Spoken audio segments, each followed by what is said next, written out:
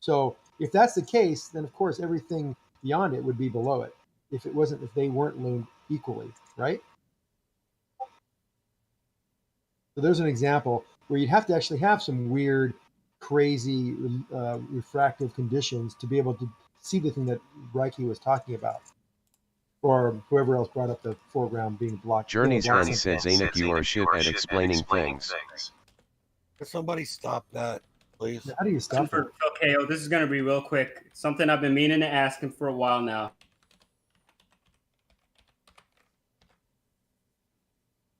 It's keeping us in suspense. What up? I think you got cut again. Reiki had a level question. Yeah, Zanik, you remember when I talked about the water, like looking up at a water tower at an angle, and something's on top of that water tower and takes off going away from you, and it would appear to lower in the distance even though it's the same height as the water tower, correct? Right. It would appear to go lower even though it's the same height. Correct. Now, what if you put your eye level at the height of the top of the water tower, and that object goes away from you? Would it still appear to go lower? No, it would be exactly the same height as the water tower indefinitely. Would it ever disappear? Yeah, it would go. What?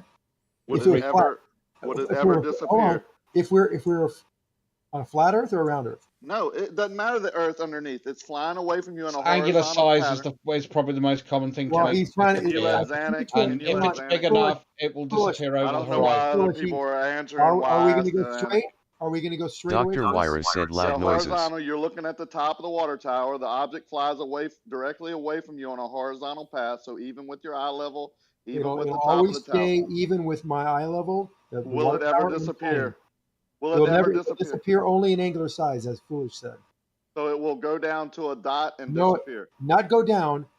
I meant like go away from you and get smaller and smaller and smaller until it goes into a dot and disappears. And in order to do that, it would have to be increasing its altitude, just reference to a round surface. But let's not even go there. Criteria. Right. I know you had to throw that in, but that wasn't my question. Okay, but the surface doesn't matter if it's flying away in a horizontal line. I like that question better. Talking about perspective, but you know this. This is a dumb question because you know this, Dave. You know, but the sun does do that though. The sun does get smaller as it gets closer to the horizon. The only time where it appears larger is when you zoom in on it. Stop him. Especially at altitude, because when you're at lower, let me address something very quickly. It's magnified at the horizon. Let me address something very quickly because there's a text-to-speech thing going on. You can go into this. You can go into the settings. Into your there's two ways to do it. You can go to notification settings, or you can go to your text and images. Because it is. I just turned it on for the first time. It is annoying.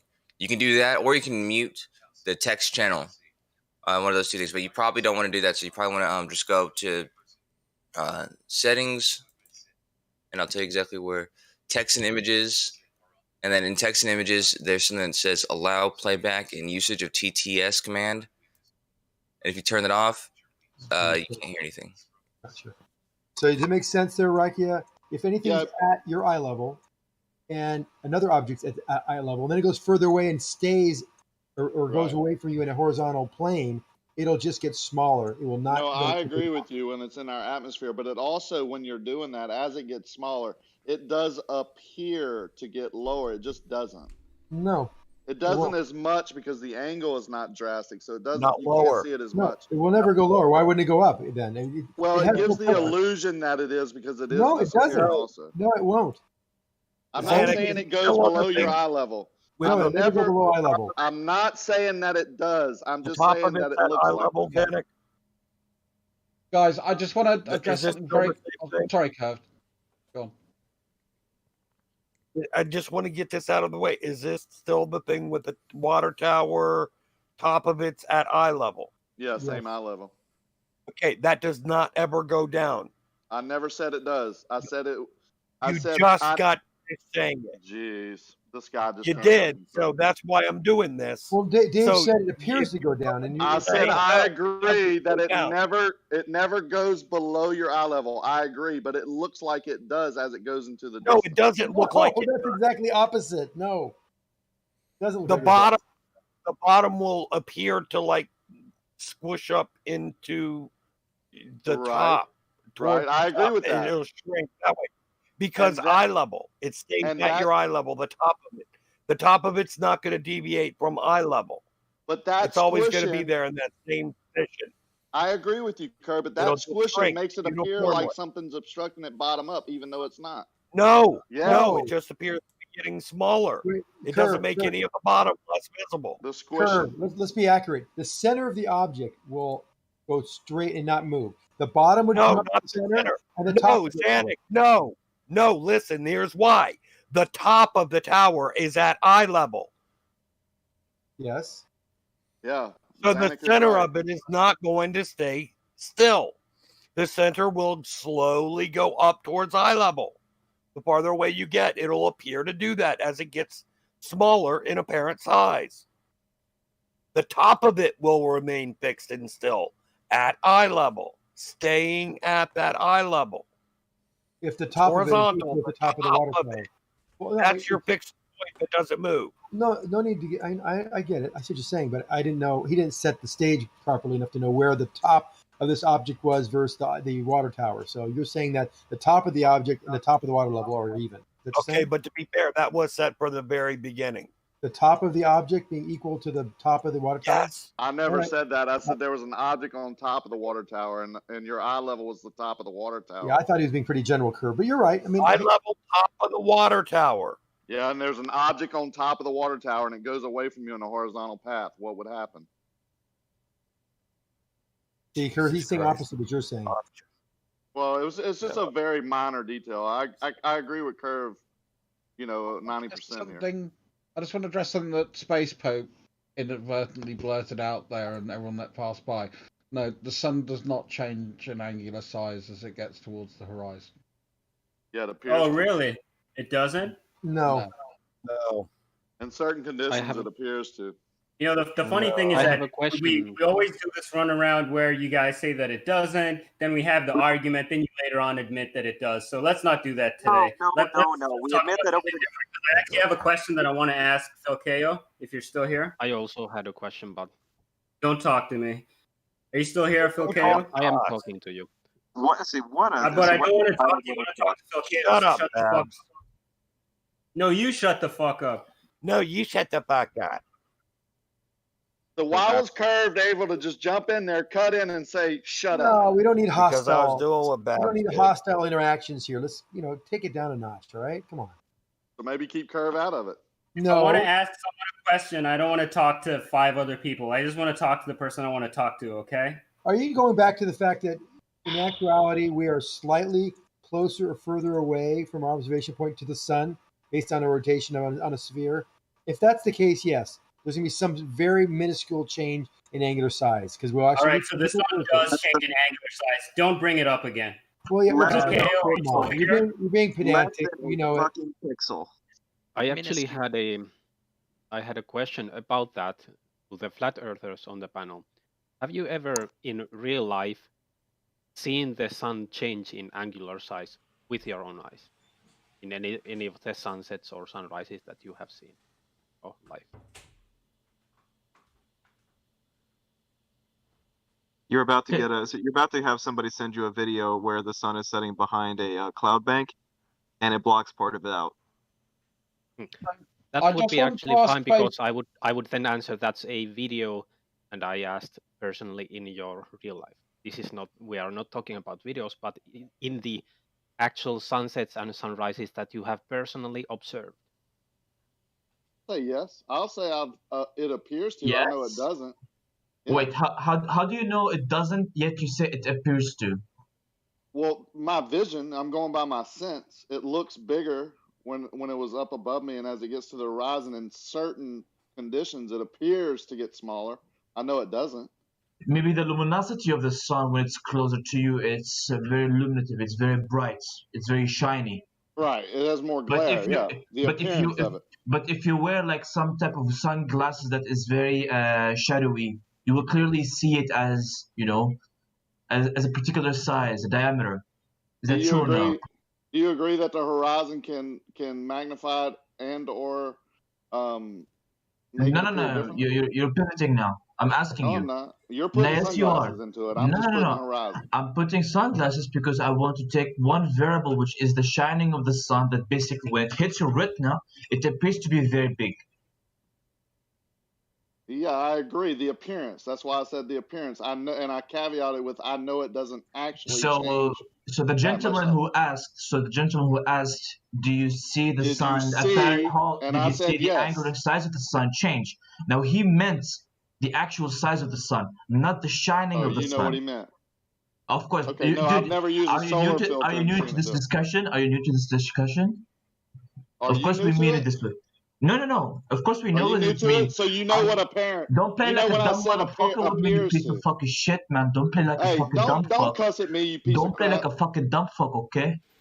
Fuck you, Lie, you retard. Yeah, y'all too, man. That's all y'all got.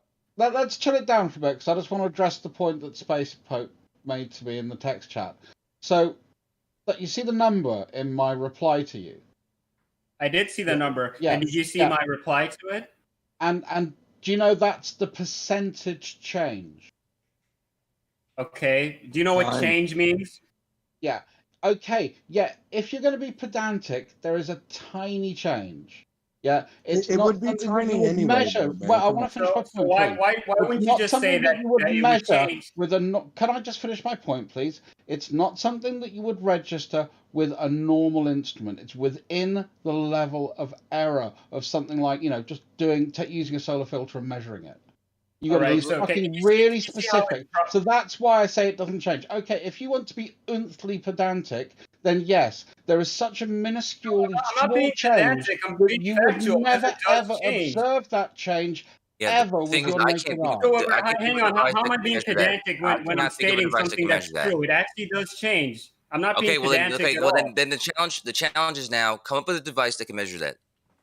I can't think of one. Maybe you can, but I can't think of one that can measure a change that's small. How do they know that it's changing then, if it hasn't been measured? Is it just based solely on geometry? It's been measured. That's why we know. It's a derived calculation.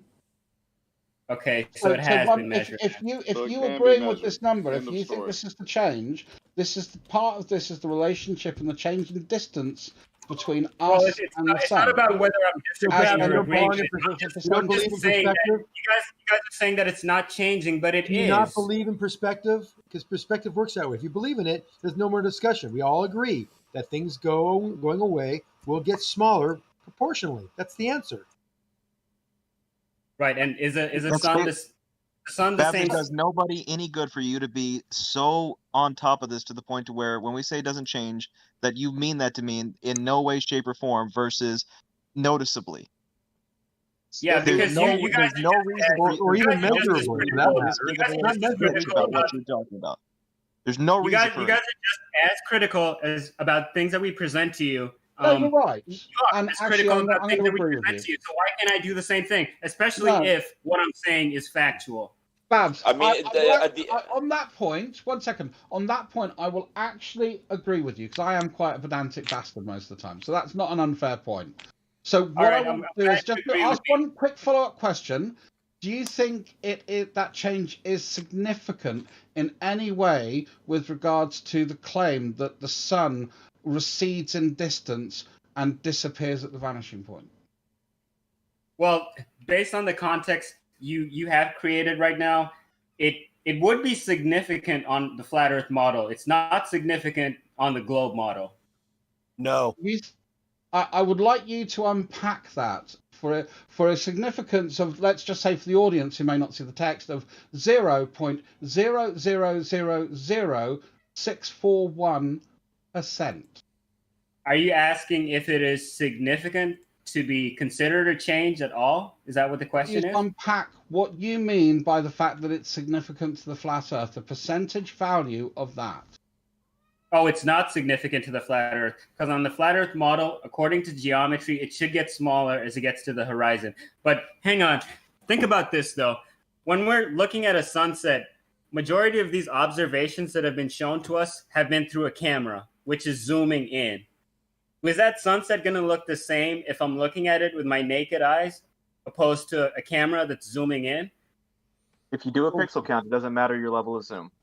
Yeah, I mean, well, there's a number of ways we could do that. We could use a camera with no zoom. We could use a pinhole camera, and just look at the image from that perspective if you really want to go that basic. But it's a little bit easier to focus with a lens. So we can take that zoom factor up. We could get rid of the CCD, and we could use good old-fashioned 35mm film if we want. These have all been done. We can put a solar filter on to remove the glare, so we can do that. So what else can we do? Well, how about this? I'm not sure if this has been done before, but if you have your camera set up with the appropriate filter, I'm not sure if it's solar or ND. I'm not sure which one would be appropriate for this. But you have your camera. I'm not gonna sit here and tell you what's right or wrong on that. But Karen, go on, make your point. Sure. Yeah, so you have your camera with your filter, and it's at a fixed setting, as in you're not changing, you're not zooming in, it's just fixed, and you're looking at the sun as it traverses from one point towards the horizon. Has that been done yet? Because what I've seen is people just zooming in on like a few arc seconds of the sunset. Definitely many times. What we tend to do is we need to obviously know our latitude, and we need something called an equatorial mount, which, as you know, is based on our lovely globe Earth physics. And we can power that, and we can power that to the motion of the sun. So I know all that technology is there. I don't own any of it, to be fair. But we know that's out there because we use the same things to track stars at night or to track other objects that move in the sky. Which brings up an equatorial mount only trace the path of the bodies in the sky. It didn't really tell you. It doesn't really show you whether there's significant change. Here's the problem, Babs. Including the fact that the size doesn't change according to perspective, its motion across the sky does not change according to perspective. In other words, it's marching across the sky at a steady rate the entire day, which is not what would happen with perspective. Just like when you see an airplane fly overhead, it's moving very quickly when it's directly above your head, but as it gets further into the distance, it's moving slower and slower across your vision. And that's because of perspective, and that's due to perspective. However, the celestial objects do not move in that way either. That's a bigger problem than the size. You claim that the reason that happens is that on a planar surface, things would drop at in a non-linear sort of fashion. So the reason that the sun is not following that particular path is because we're on a curved surface. But what would the sun look like if it was following a non-linear path? What would that look like? What do you mean? Different at every single point. It would be different at every single point? No, it's the rate that it's moving across the sky would be different. For flat Earth to tell us how that would work. I mean, all we can do is we can take the observations of reality. Oh no, I'm not saying how it would work. I'm asking how it would look, because I can't visualize what a non-linear rate of progression would look like. I can't visualize an airplane. It's just an airplane. An airplane flying over your head moves at a non-linear rate of progression. It's very quickly moving when it's over your head. To the horizon as it moves further away from you. Does it not? Yeah, but it's keeping the same altitude, right? Wait, quick question. Yeah, but the sun is also. If the sun was 6. on a flat Earth, it would still be at the same altitude, would it not? It wouldn't go down. It's 20 to 6 in the morning. I'm in a southern latitude. Why am I starting to see sunlight? Oh, more obfuscation. Well done. No, that's actually an unanswerable question of flat Earth. You know that, Babs, you realize the airplane is flying at a fixed altitude, and it looks to move very quickly across the sky when it's directly overhead, but as it approaches the horizon, it's going slower and slower. That is not the way any objects in the celestial body, any celestial bodies behave in the sky. None of them behave that way. And that was his question. He wanted to know the difference. We now know the difference because the airplane accelerates when it's above your head, within your field of view. The sun does not do that. It also goes lower in the distance for how far it's going, if it was going on a constant altitude trajectory. Right, but even an airplane that is at the same altitude would have a non-linear rate of progression, and that would still result in the airplane getting closer to the horizon with distance. That's the point. That's exactly the point. So what do you mean that's the point? The sun does not have a non-linear rate of progression. It's very But the linear. sun does get closer to the horizon with distance, does it not? Yes, but it doesn't have the rate of change position-wise does not correlate. Well, yeah, and that's what I'm asking. I mean, I'm not trying to be a dick or anything. I really want to see what a non-linear rate looks like in reality. What does that look like? You Like can an say that airplane. We just told you. It would look like the airplane. I can't visualize that. I just can't. Picture the sun speeding up as it's above your head and slowing down as it goes away from you. Try not an airplane. Try a car. Stand by the road and look at a freaking car coming at you. Yeah, use a car. Or when you're on a train and you're looking at the bushes rushing beside you, next to you, and the ones further away are moving much slower, and the ones in the really extreme distance seem to be hardly moving at all. Yeah, that's parallax. But it's still it's another. It whatever it is, it's still a good example of the kind of effect you're seeing based on things being close to you and being distant, and how you observe their movement. Right, but if you're standing in the center of a racetrack, it's still analogous, though, isn't it? It is analogous. If you're standing in the center of a racetrack, the car is still going to be the same distance away from you if it's going around you. Well, I mean, for me, I've got the problem. So I've got my fundamentals now for my globe Earth. You know, if I ignore everything that we've thrown up into space and all the modern technology that we've developed in the last 120 years, so I can now say I know that plumb lines are not parallel. I've got good evidence to support that. We've got Aristophanes that's showing us that we've got curvature, Al-Biruni. We've got a whole load of all these other things, and they all seem to point to the fact that the Earth's not flat. So, I'm really getting now to have a bit of a problem. Hold on. So, I want to answer before whoever that was that was going to interrupt. You brought up a great point, Druss, about plumb bobs not being parallel. The point.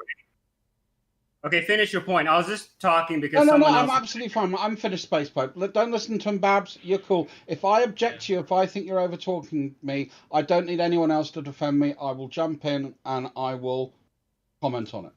Right, and just for the record, this is not how I normally conduct conversations. It's just because we're in here and there's like bit of friendly banter. Yeah. Anyway, yeah. So basically, you said that plumb bobs are gonna. Hang on one sec. You said plumb bobs deviate away from each other. Plumb bobs are not parallel. They're not parallel, right? I agree with that 100%. So, have you heard of spherical excess? Yes. Okay, so if we have 3 datum points to form a triangle, let's say we have 3 masts, all of which are perpendicular to the ground, as in 90 degrees parallel, 90 degrees, not parallel, but 90 degrees perpendicular to the ground, right?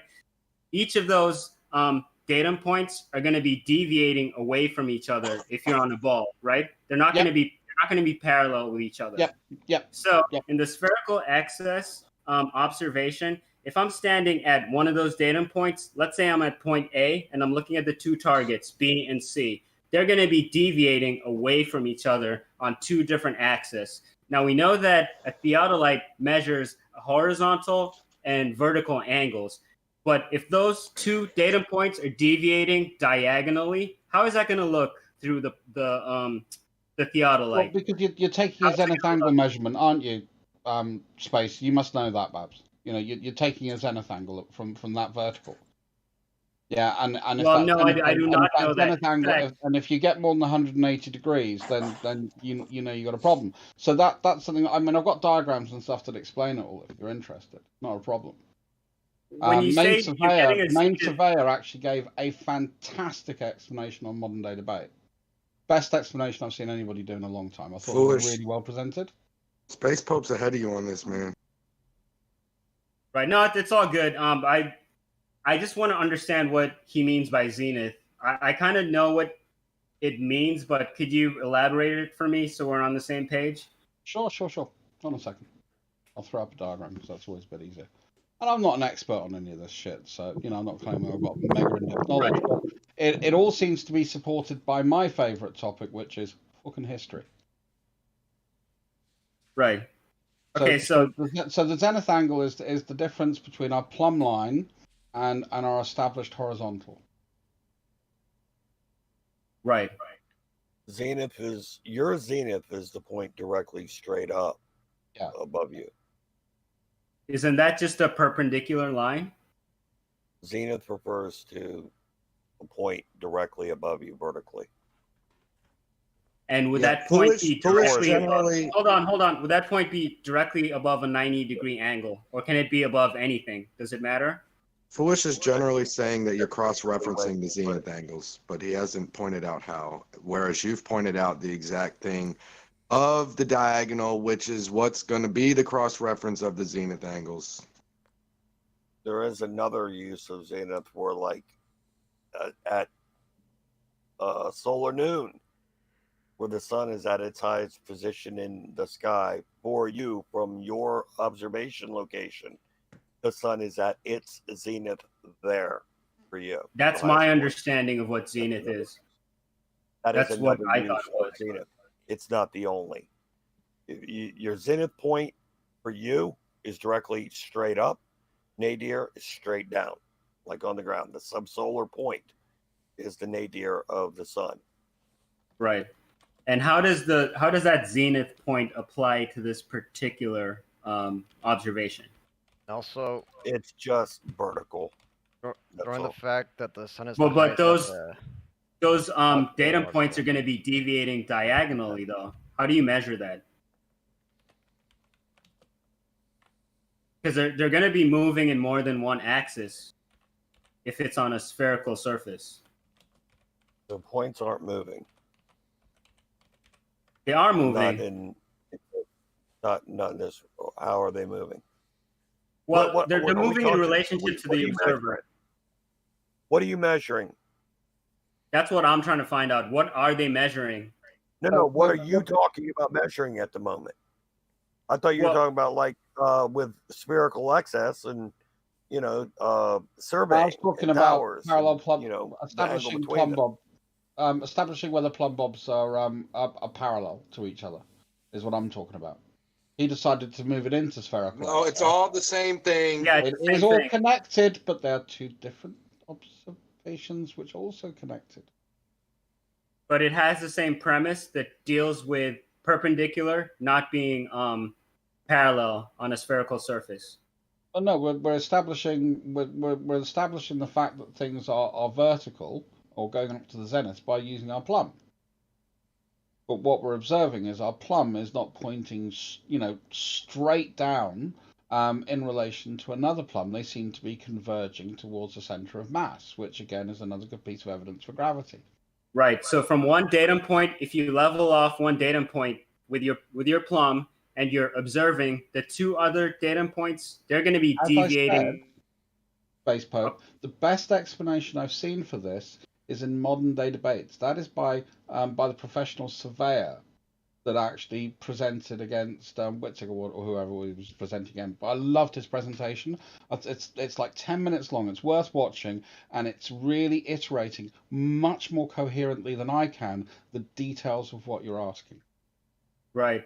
Yeah, I might watch that. I'm not really a big fan of Wittig. I might just forward his bits and listen to the surveyor. But yeah, I'll take a look at that. That takes most of the good content. So he actually does his full 10 minutes introduction presentation, and it's all kind of in there. So he goes through what he did, how he did it, what he was measuring, why he was measuring, where he was measuring, what altitude he was measuring. He shows you his logbooks of all the datum points that he's taken. He's got his error bar and statistical deviation all noted out for you. It's a beautiful piece of work.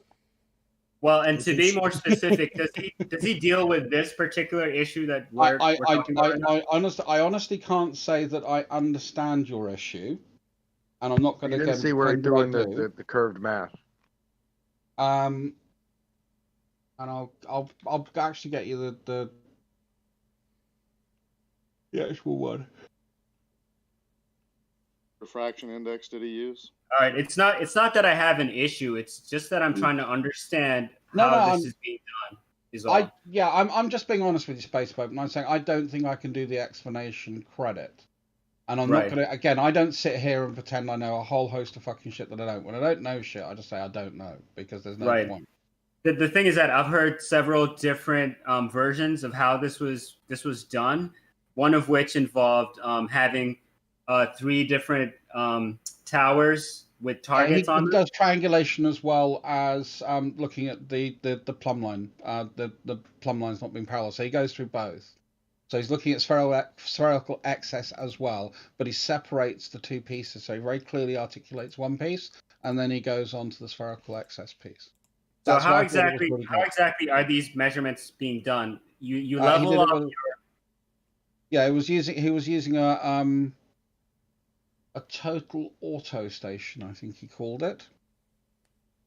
No, but like if you're at one datum point and you level it off to plumb, what are you going to be looking at? You're going to be looking at the other datum points, right? Well, you're just taking a measurement of angle, aren't you? But an angle of what though? Like what are you looking at? What are your crosshairs aiming at?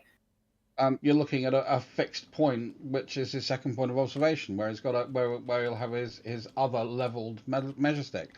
Again, Right, I'm not going to go through the details of it because I'll tell you what, I will go back and rewatch it so it's more fresh in my mind, and then you can pick me to pieces. No, I just want you to understand what my point is. I'm not trying to pick you to pieces or trap you or anything like that. I'm just trying to say that from one datum point, if you're looking at one of those other datum points and they're deviating at a different axis, how are you going to line that up in your crosshairs? What is that going to look like is what I'm trying to understand.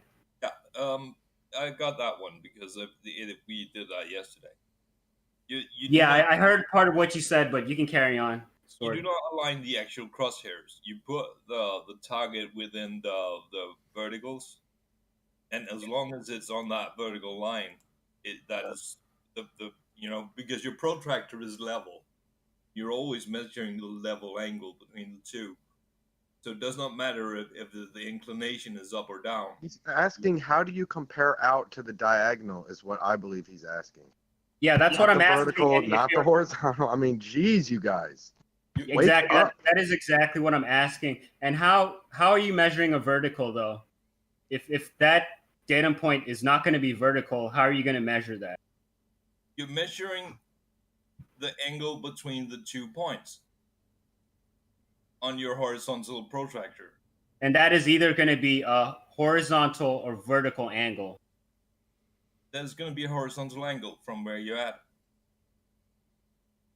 So if it's a horizontal angle, what are you lining your crosshairs with? Also, there was he wanted Not the to. crosshairs, the vertical All he wanted in to your show scope. us was his machetes and knives. So it's like, The vertical would be the other datum point, the tower. Yeah. Is that not what the vertical would be? I really like the red paint that he has Imagine on you're it. looking down Yeah, no a kidding. plate. He also wanted to show me my And heart. you point that plate so that when you look down at you're looking All right, at next the on target. the list we have You set that plate on the floor. amazing Say, there's that. fire in the whole Then you King look crew. down another plate and point that side of that thing. How's your Another glass point. full after the You hot measure sauce the challenge angle last between those 2 plates. And because challenge they are last week? If we don't talk about level that. where you're at, that angle is going to be Oh my goodness. just that. Yeah, that was pretty Right, painful. but if the 2 plates are was so much vertical, fun, though, to that watch. triangle How is are never you going to be doing? greater than 180. I'm doing It will well. only be Hey, greater I'm looking if they're forward to not doing that again. vertical. If you want to do that like 8-hour challenge, 10-hour challenge, I'm That up is for the it. whole point. Oh, It is goodness. always greater because it's a circle. No, but how though? If they're vertical, how is it going to be greater? And That's what I don't I won't understand. eat it straight the because way holy you crap! get the Like, I had exit, to, when you I, go to the I next had to one, leave you before do the the same stream thing. there You because my level your stomach was in so station much and you pain. measure the I had to angle lie between I had to the lie two down in bed on in a very specific way, and anytime that I moved, my stomach would move around, and I would be super And sore then again. I do was it like, in the ah, left, this is and you add the terrible. 3 numbers. And you get I the just love exit to ask that me to way. got triple. And because If you measure the Sorry, Go Space ahead. You're forgetting there are 2 sides to the conversation. So, one, if they're vertical, then everything in a flat plane is going to be perpendicular to the flat plane. If the Earth is a curved surface, then vertical is going to be perpendicular to the center of mass. Yeah, cool. I understand that much. So from what Sort is saying, if I'm at datum point A and I'm looking at the 2 targets, the vertical angle that I'm measuring is the distance between those 2 targets, right? That is a.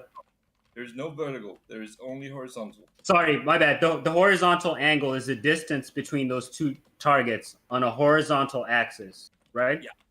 And that's what you're repeating with each datum point. You go to A, B, C, and you're measuring the horizontal axis distance between those 2 points.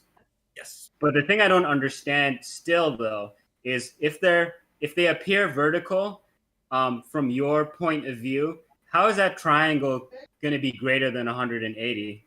I just don't understand how that works. No, but you see, if you set that theodolite or that measuring station up on a plane and it was actually flat, every time you level that, you would just be parallel to that same plane, right?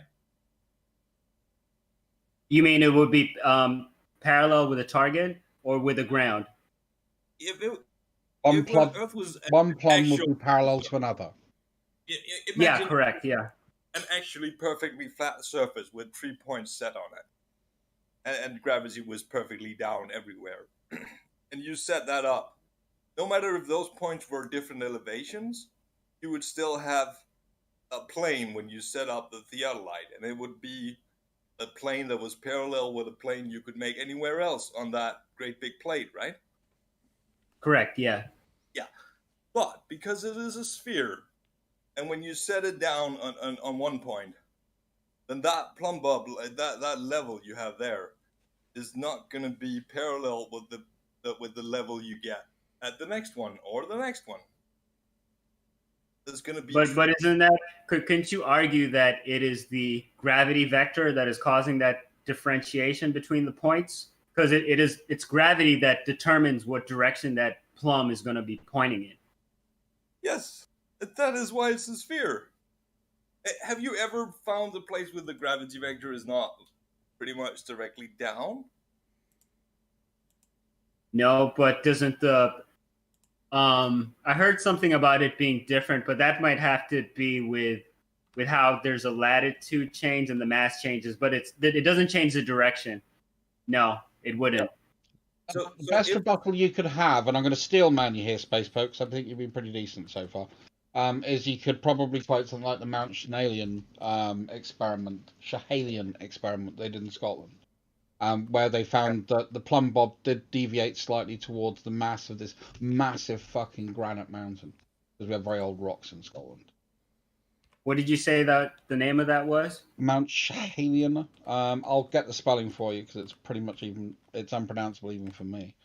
I thought it was German when I first saw it. It doesn't look like a Gaelic word. It's a Scottish mountain, and it's done in Newton's time to present that. It's been done multiple times, but first time. Right. Newton's time. Still though, I mean, what I'm asking for is also kind of, you might say that it's ridiculous, but I don't understand how like the datum point isn't appearing to be vertical when you're looking at it, although the triangle shows that it is, or it's like deviating on a horizontal axis or a diagonal axis to be precise. Because if it's on a ball, it would be moving in a diagonal axis when it's moving away from you. Pope, from what I understand, they make 3 triangles from the level points, and then they, those lines are going to intersect each other, but the application of one triangle.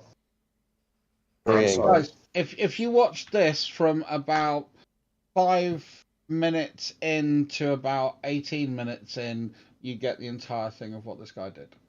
So, and he really does describe it so well. All right, thanks, Dross. I'm going to take a look at that. I'm much more about history. Well, I mean, you have contributed some useful points. Scott, the 3 triangles I was talking about was from wherever the 3 stations are. Yeah, the 3 stations gives you 1 triangle, right?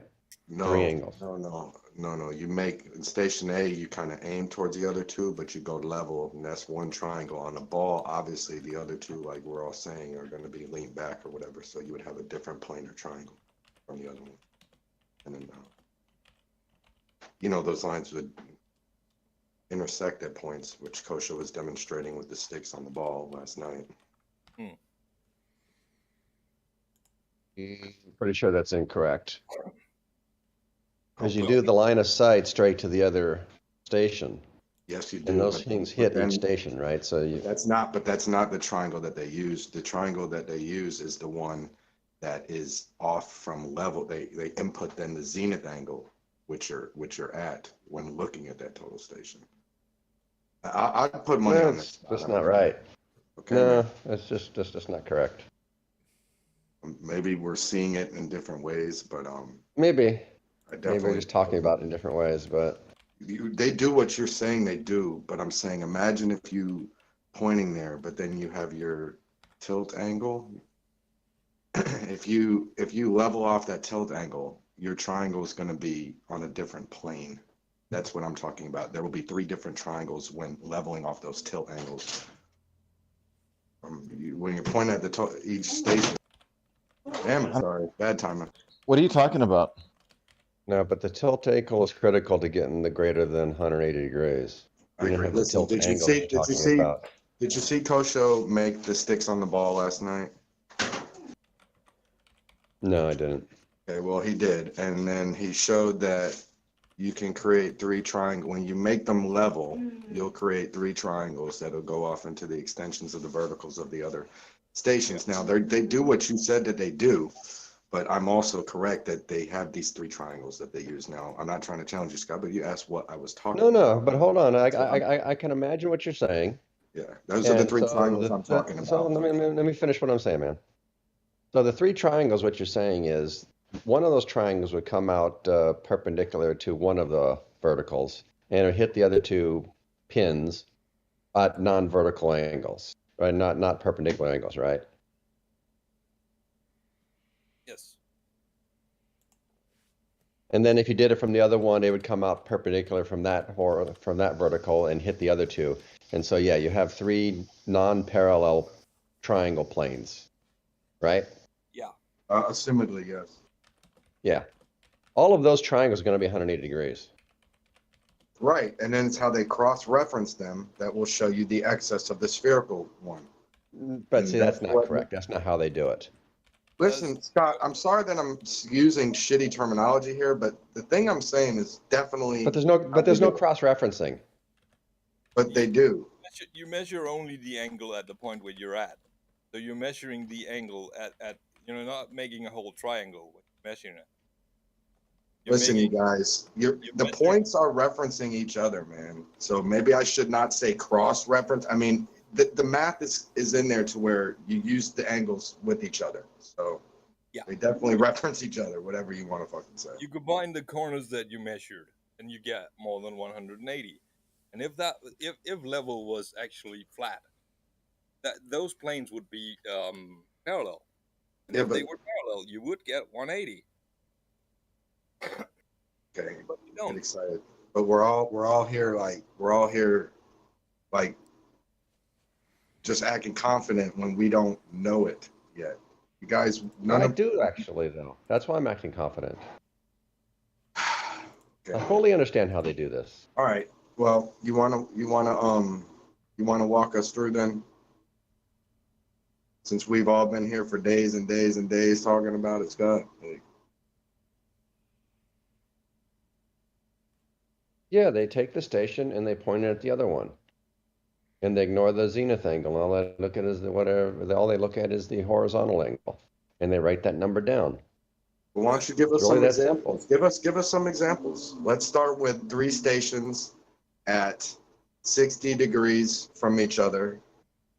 They can't be, right? That's the definition. No, they can be line of sight. They can be line of sight 60 degrees from each other. They'll never be. Look. That's the point. Oh my God. Just look at the diagram that I drew. Here's the diagram that I drew. That's all you need to study.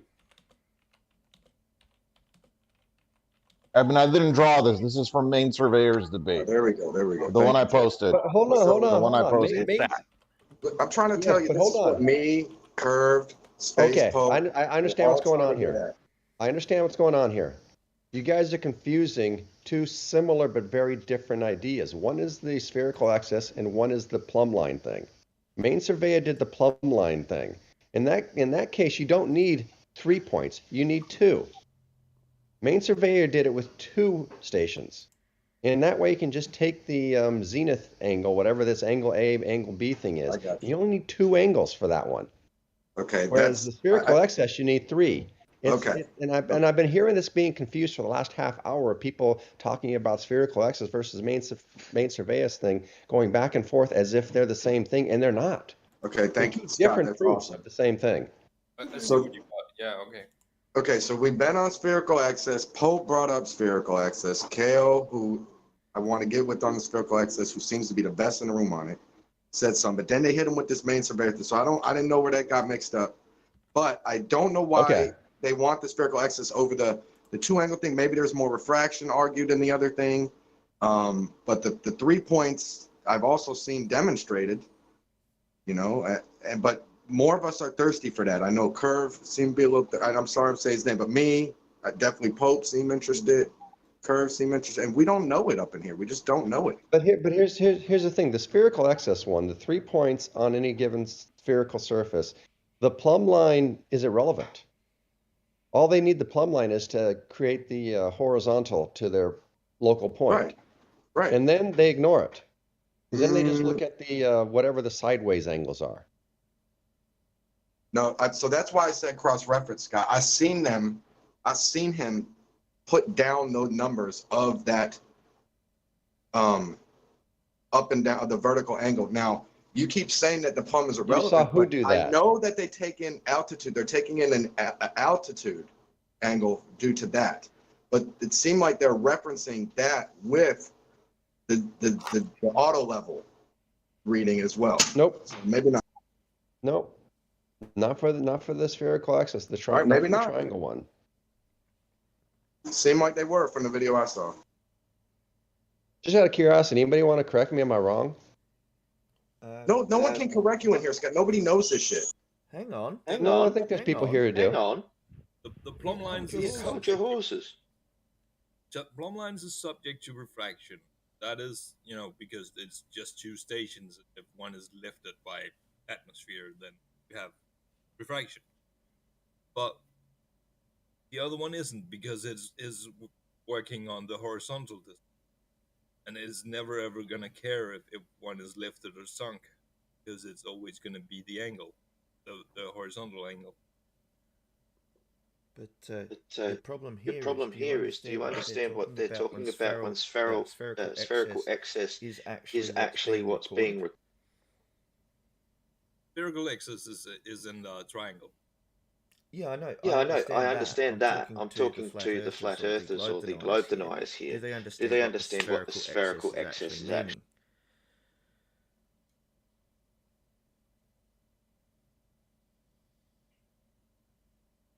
I'm gonna go with no. Because at any time you get to, do they understand them? No.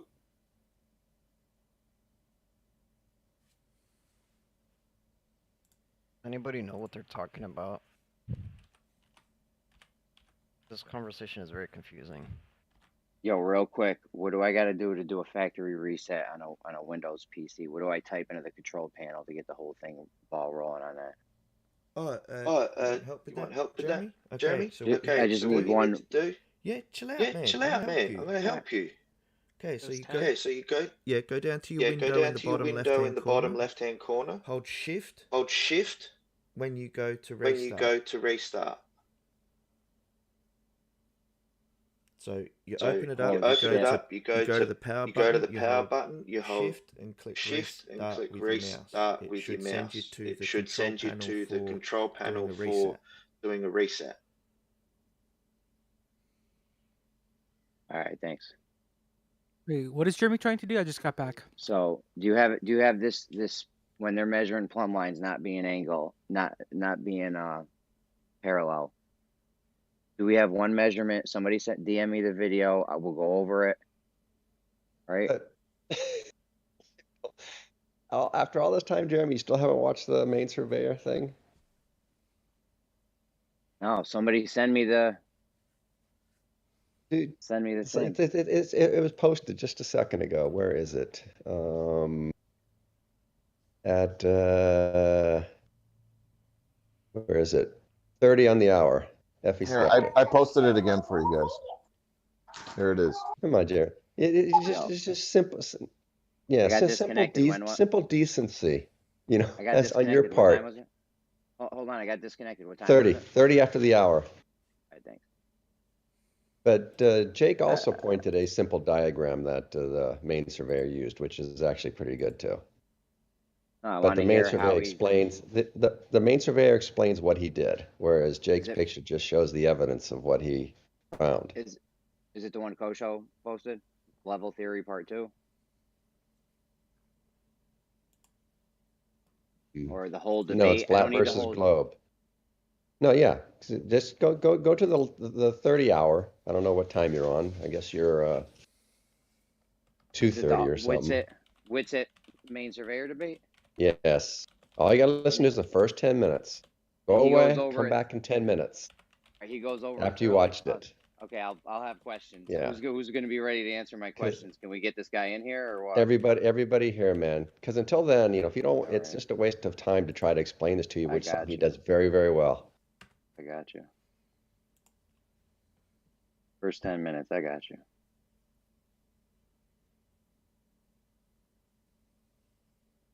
Would be nice if somebody can explain it, but explain what you guys are talking about. We're talking about this. Oh, I thought you were gone, Jeremy. They're talking about. Well, I was listening to the video. I forgot I hadn't closed it yet. Yeah. They're talking about plumb lines not being parallel. Okay. Which is and it's. What's up? Please provide a link. It's the first 10 minutes of that Witsit versus main surveyor modern day debate. Can you see the chat? Yeah, I'm looking at the chat. The debate chat. Okay, if you go to the 30 after the hour, whatever time zone you're in, and there's a post from Effie Skeptic, flat versus globe. There's a video of the Pearson level theory part 2. I don't know. No, above that. Keep going up. Above that? Going up. Witsit versus main surveyor, bro. Yeah, it's 2 up. Austin Witzik gets it. Yep, that's the one. Oh, okay. There we go. Thank you. Yeah. Just watch the first 10 minutes till the main surveyor's done, and yeah, I got you. This This is what you want. Is this what? Go ahead. No, I just wanted to see what you guys were talking about because yesterday I asked Don for clarification about what the fuck he was measuring. He didn't answer it. It's tough to get answers out of these guys. So that was the end of that. Tough to get answers sometimes because I'm going to have a whole bunch of questions about this and no one's going to have the answers for me. Or they're just going to. I'll have answers for you, Jeremy. All right. Promise you, because they're easy. This one's really good. This is the thing. We use the answers, and yet they're not good enough. They're not good enough. Yeah. As Flashburn points out, we'll sit through 3 hours of bollocks from QE. Can't find a 10-minute. Can't find a 10-minute video. No, I got you. First 10 minutes. I'm going to get right on that as I can. I'd be worried about resetting whatever computer you're doing and concentrate on that. That's what I'm trying to focus on that. What's he trying to do with his computer? I'm just resetting it, the kid. I don't know what he did to it. Resetting Windows. Yeah. What is it doing? Probably cracking it's like doing a factory reset on your phone and shit. It just restores everything to when it. No, that'll wipe out the OS, won't it? No. If you do a reset, Windows reset, and all it does is clear up the shit. Basically does a half reinstall. Rebuilds the libraries. Rebuilds the libraries. Yeah. And keeps your files. Yeah. It's almost like reinstalling, but it doesn't delete the drive. I don't think it keeps your files because it does a whole. There's an option there that your files if you select that option. Yeah, well, That's right. No, but what is this computer doing that he needs a reset? It's fucked. Let him do it. Yeah. Let him do it. Let him do it. How does it probably know? help? So curiosity, how does it know what's your files? Because it's in your folder under your name, under your login. Yeah. What it's like gonna C do? program. Go ahead. Yeah, this will restore it to like when it came out of the store. Yeah. OS loaded, ready to go. Everything else kind of like wiped out clean, so to speak. Don't worry, Don't worry, get rid of you won't get rid of your Updates files. And since the computer was made, everything, all that's gone.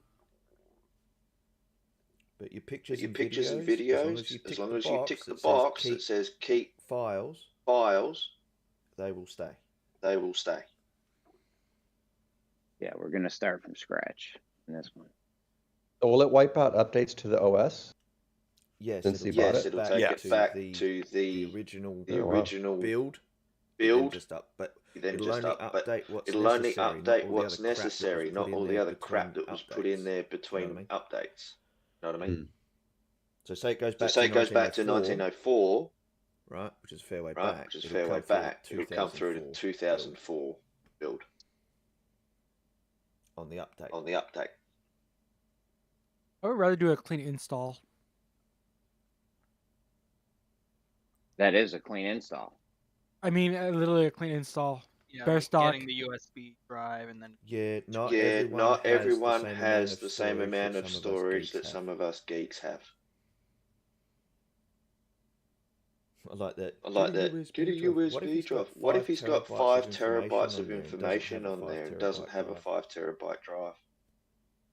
Cloud. What if he doesn't have? What if he doesn't have a cloud that's got more than 5 have any of those things? See? Bloody nerds. Google has like what, 15 gigs available? Yeah, I said 5. Yeah, I said I do have terabytes. You think Jeremy's gonna have 5 terabytes? No, I'm just Yeah, saying. I'm just saying that's the extremity. Extremity. I got 10. Right. I got like 10 or 12 terabytes, but it's full. Oh, what? Pictures? Dude, my files, bro. You know what? How come you don't have anything to bring to us? I got 12 terabytes of flat Earth memes. So you're full. Of shit. You're full of shit then. No, it's all movies and seasons and stuff. Yeah, I knew you'd say that. You have the complete primate collection. Primate? No, there's no memes. It's none. It's all movies and seasons. No, he's saying you've got the complete primate movie collection. Oh, I thought you were talking about Primate the Flat Earther. Yeah, Primate the Flat Earther is meme. The meme guy. Yeah. Because he makes high quality memes, and if you could help out by donating to his fund for an iPad so that he can continue to make high quality memes.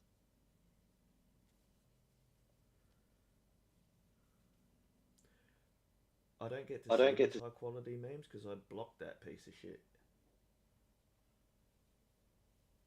What? Cut out. No, you heard piece of shit and you thought it was you happy. I didn't hear anything. You cut out. Oh, you're saying that. Oh, you're saying that now. What? Sorry, I had to get. Sorry, I had to get in an elevator to go up a level.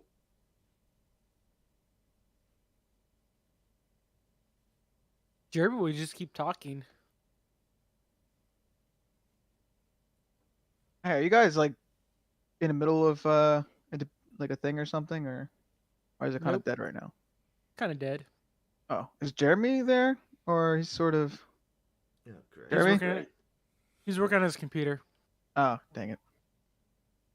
Because I know he wanted to ask me something like 2 days ago, and it was sort of like the thought was sort of interrupted, and so I never got to hear it. So I'm just like 2 days now. I'm just waiting for him. Like, okay, I want to hear what he had to say. But you probably forgot it by now. Jeremy isn't interrupted thought.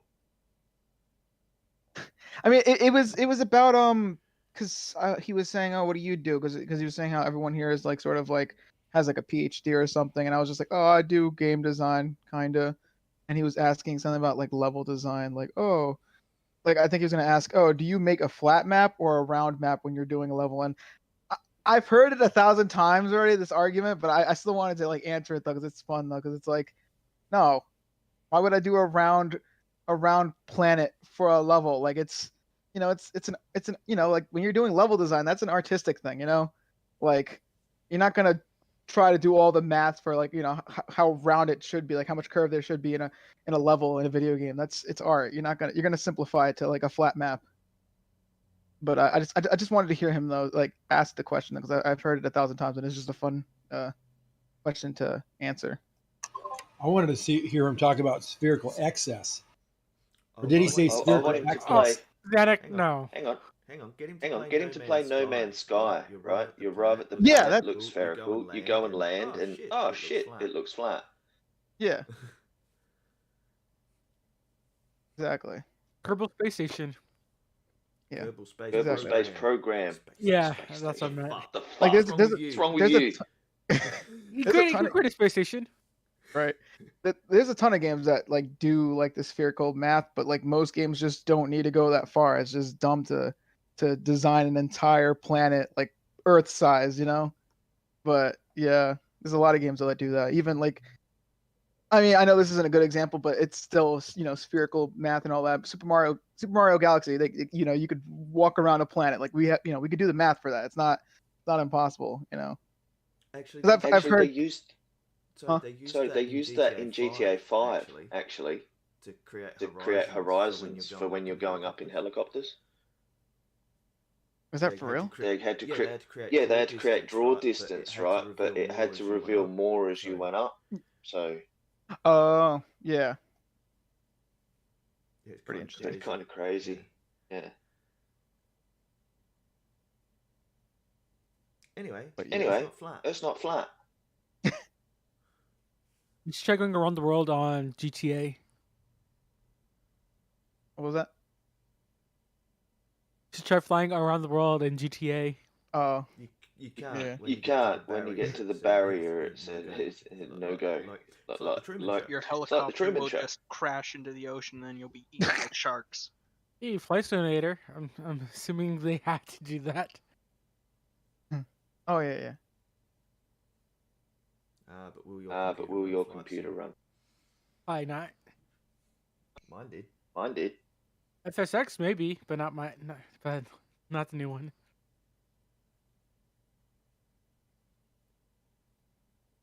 Do you ever watch YouTube videos of the one person who plays Flight Sim? No. Very specific right there. Well, there's not that many people who stream it or there's YouTube videos of it.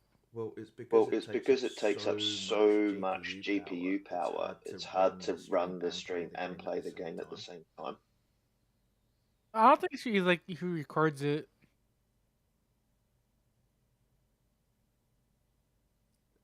It's also pretty CPU intensive. Yeah, it uses both really heavily. But if you've only got an 8 gig graphics card, you need at least 2 gigs free to be able to do your streaming computes. Yeah, I know. If you do That's like why you full... see. Yeah, go ahead. When games are showing like say 60 to 70% CPU and then like 98 GPU, about 20% of that's actually the stream itself. My GPU barely reaches 100% because of my CPU. It's bottlenecked. Oh, we should stop throwing bottles at your computer. I want to throw bottles, man.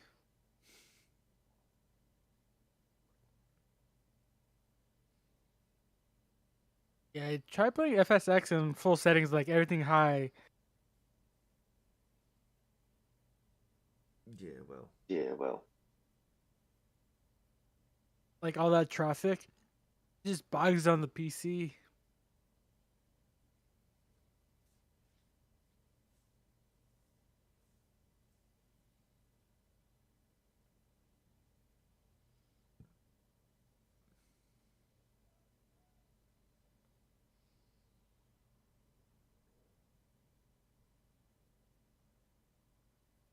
Okay.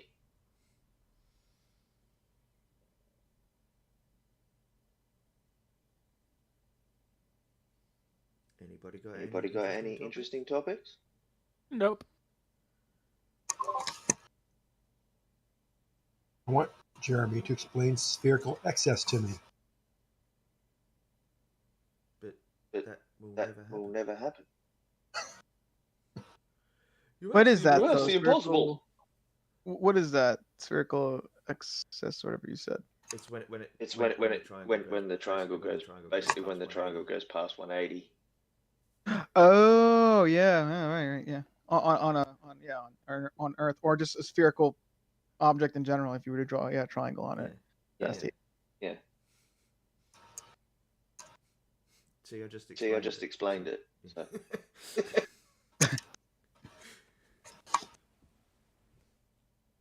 It gets confusing because you're looking at line of sight, 3 points, and that should make a triangle with, the angles adding up to 180. But I guess you're measuring the angles to different positions on the vertical for those.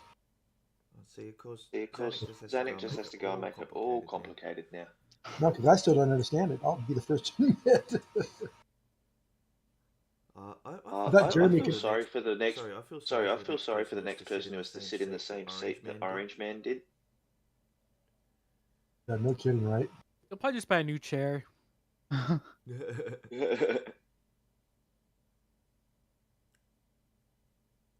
probably need to be bringing the fumigators.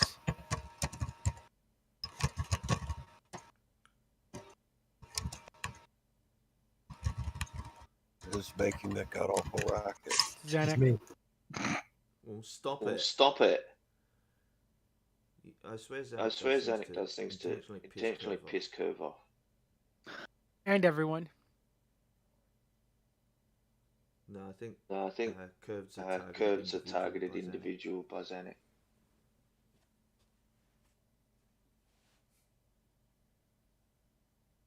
Kosha, what are you making in a blender? Because I noticed you were making something with like the stick sticking out of that spear thing. Is this mic on? That's actually pretty cool, Rupert.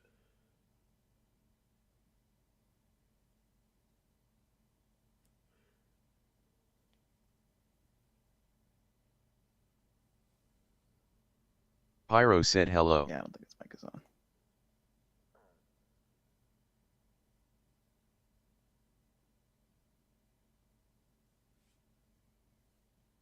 I don't see Kusho in here. He's up top because he's streaming. Yeah. Oh. He was making like a weird thing, a weird contraption before. Like, it was like a sphere and some sticks on it. I think he was doing like the points though, like from the center or something like that, measuring. I don't know. He was doing something. Looked cool though. Well, just so you know, guys, the video that I'm watching right now is good shit stuff. The main server here. A lot more details. Great. Oh, what video? Oh, the one I posted. Or did you watch the modern day debate one? It's the fuck. The one somebody Austin Witts gets. It's modern day debate. Yeah. Who posted that? FE Skeptic. Yeah. No, this guy's otherwise known as Druss. Yeah, no, this guy's explaining a lot of stuff in like really well, so it's great. Go to his channel. Yeah. I'm already on his channel. Yeah. I've already subscribed. Heaps of stuff there. Yeah, exactly. But the best bit is where he talks about what's in the Surveyor's Handbook manual that they get every few years. Yeah, I'm gonna take a look at that too. Yeah. By the way, if there's any mods in here, Matt wants to talk. But he's perma muted. I think I'm just gonna listen to people like experts and not listen to like Don. That would be a really good idea. Yeah.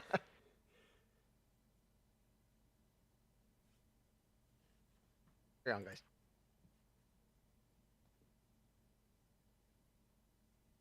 Scott, were you here when JD was here earlier or this morning?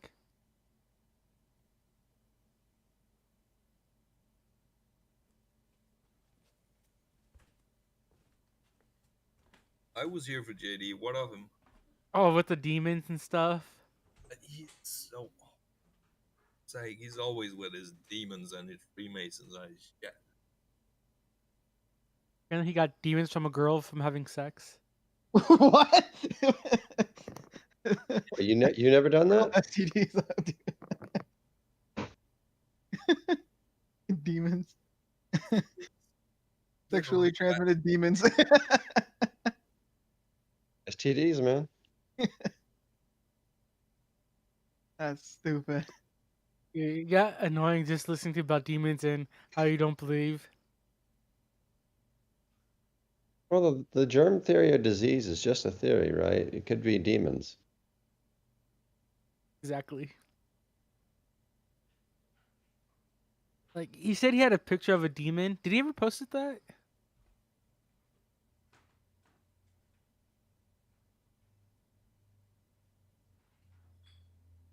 Yeah, apparently, there's a picture of him with a demon behind him.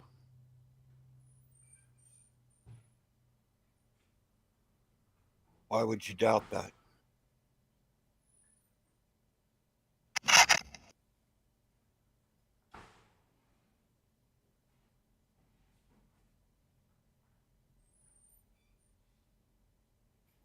JD sounds perfectly sane and reasonable to me. I don't know why you guys give him such a hard time.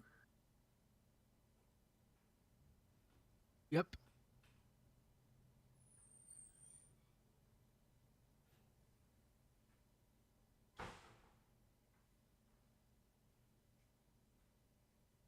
Because he is more like medium in than a sane person.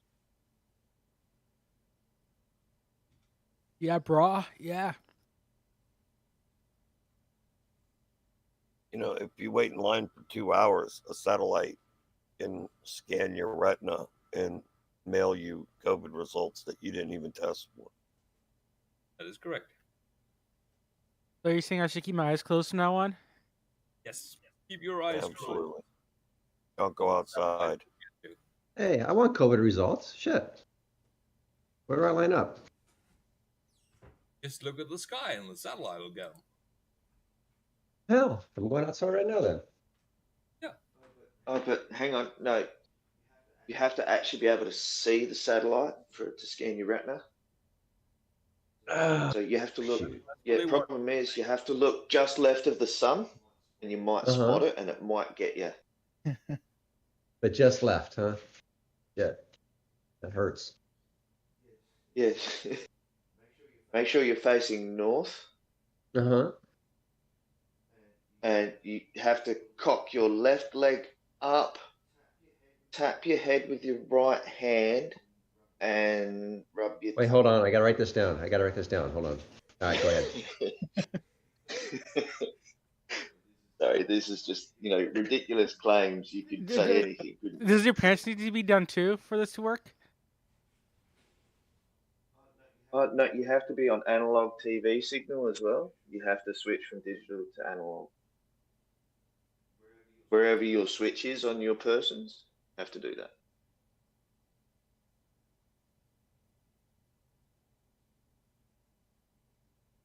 And of course, a flat earther would turn around and go, "Oh, you're being ridiculous." Where's your switch? It's a trigger switch. Where is that at? It depends on the amount of level of dirt that's in this room. Will depend on whether the switch gets flicked or not. Right. Oh, the switch is it's in the ether. I thought you meant the switch was like on the person. Oh, yeah. Well, it is. It's on my etherical body. Jesus fucking Christ. What? Did you not like the woo?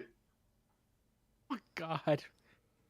Come on, you need to make it more word salady, man. Not yet. I gotta have a coffee. Oh, excuses. Yeah, just excuse.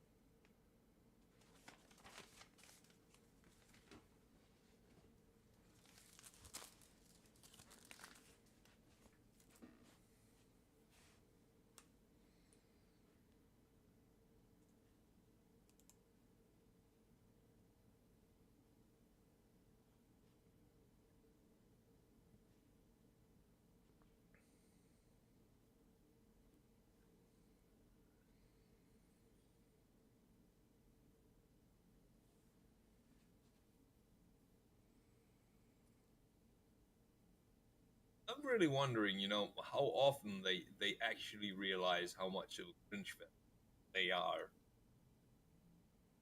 I think it goes above their heads. Yeah, but given that they are hanging out with the batshit crazy, at some point you have to see that the other guys are, not as crazy as that guy, am I? I don't think they see it that way.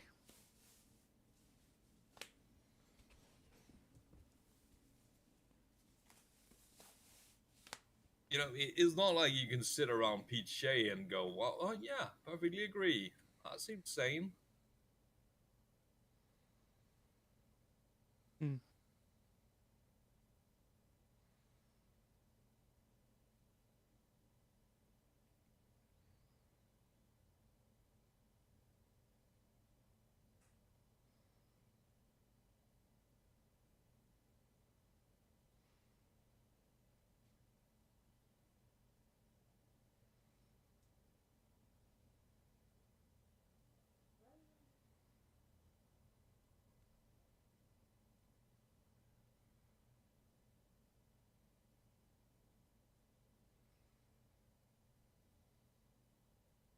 I've been on Jose's panels now and then, Pete Shea, and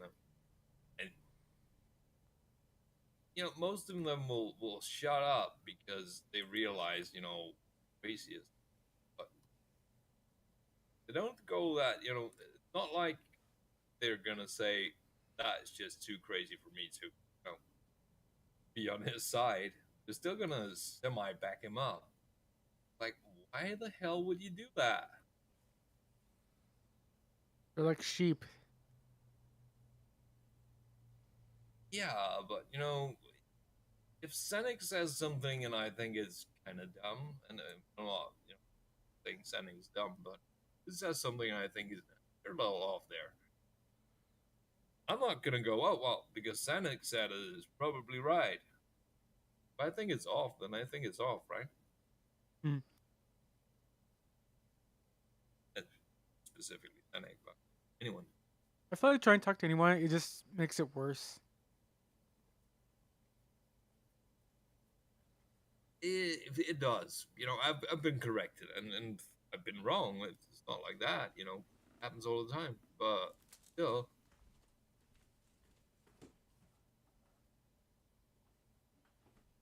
we don't have that whole. I would just stick with it, and Dodo guy gets to tell the tale, right? I don't know how familiar you are with Pete Shea, but I don't really pay attention to him. Man, the Margot looks like shit. he's a crackhead, isn't Yeah, he looks really shitty. he? He is literally known as a crack addict that promotes flat Earth. So yeah, He looks like he's on the verge of death.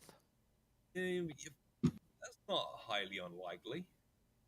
He has been looking mostly undead for a while, but still, yeah.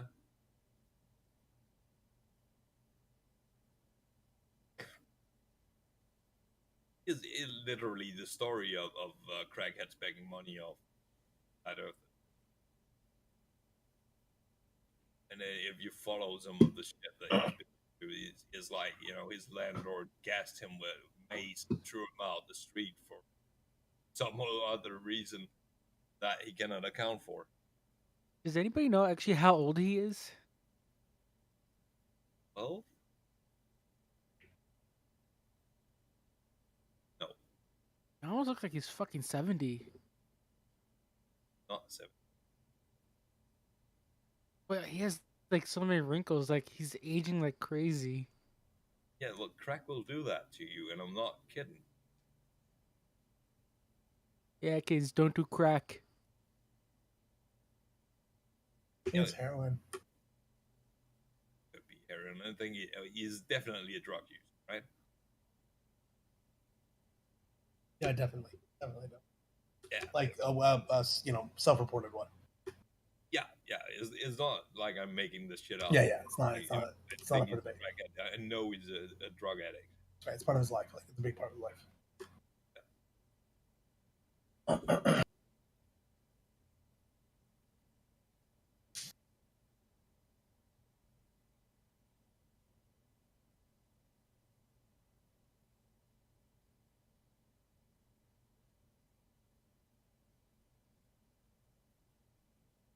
Come on. He doesn't look 48 there, does he? He looks like more like 70, doesn't he?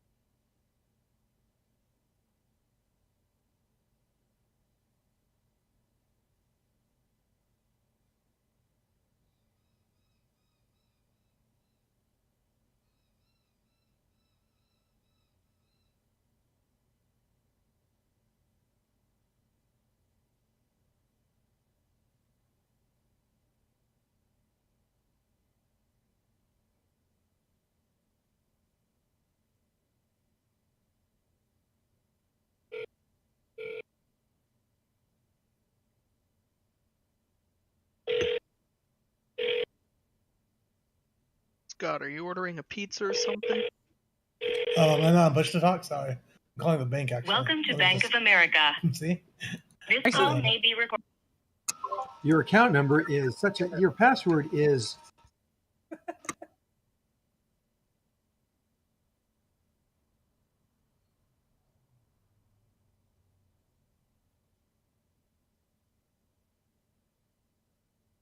I was calling for a pizza or a big crank anchors.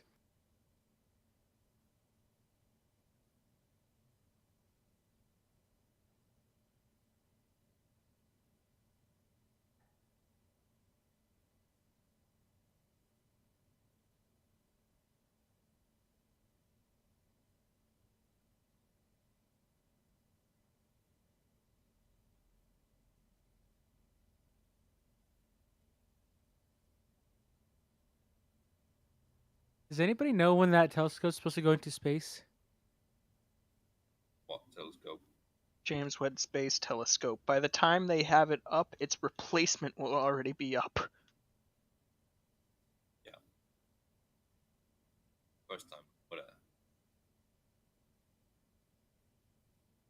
Wasn't there one like that was actually one complete lens? There was a problem with Hubble because of reflection and binding process. There was a cooling thing with it as well, I think.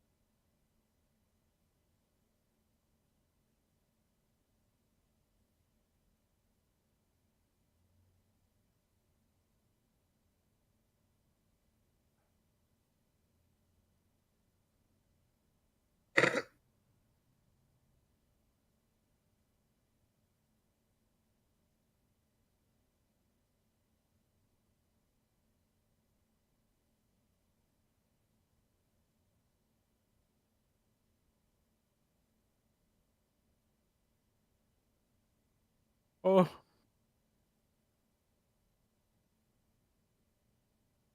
Oh my fucking god. This can't be serious. Yeah.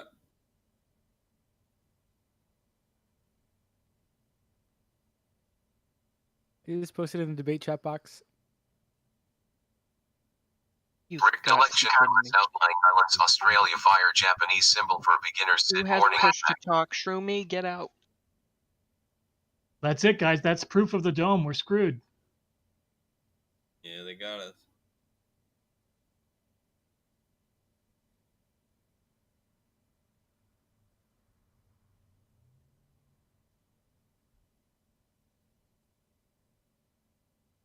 Dude, that guy is so fucking retarded. Truminati said poop.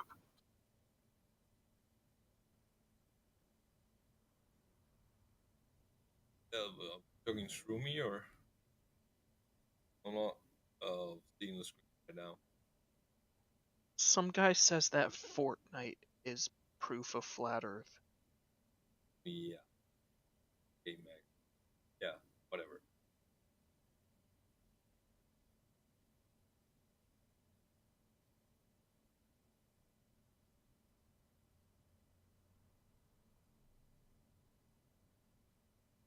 Now we're back to that whole what I was asking before. Wouldn't they at some point be looking at the other flat earthers and go, not that dumb? I don't think they think that. I don't think they know what they're thinking. Well, the ones at least that we think are someone like Witset. Look at Jeremy. He agrees with everything flat earthers say. He never really challenges them. Yeah, but Jeremy, you could sort of believe that Jeremy is not very clever, right?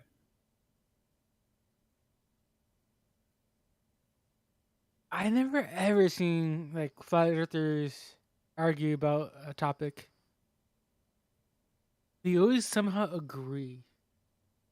Yes, that is the weird thing, because we could. I think even Jeremy would agree. If we were looking at, is this guy smart or not? Well, no, he isn't. I'm saying that in a polite way. Can't all have 80 IQs, right? We all can't be Adam. Right, and it's not like probably my IQ score isn't all that impressive, but Jeremy would likely agree that he's not the next Einstein. And yeah, there's that. But someone like Witset is gonna quote as at least 140 IQ that he, I don't know, pulled out of his ass or whatever. And him just putting up with these guys, Rakia, all these guys, that are just so blatantly dumb, Stacy, like, barely functional cognitive. She flip-flops, denies, and zones out. It's just a script, right? It's just that little circle jerk of barely functional. And if you were actually as smart as Witset or those guys claim to be, how the hell you put up with your side being just one retard after another? Who knows? Hey, there's more retarded Glovers than there are retarded Flat Earthers. True.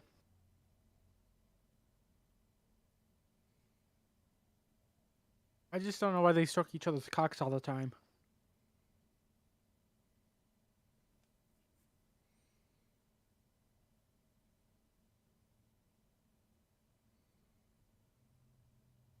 Scott Veach's bank account number?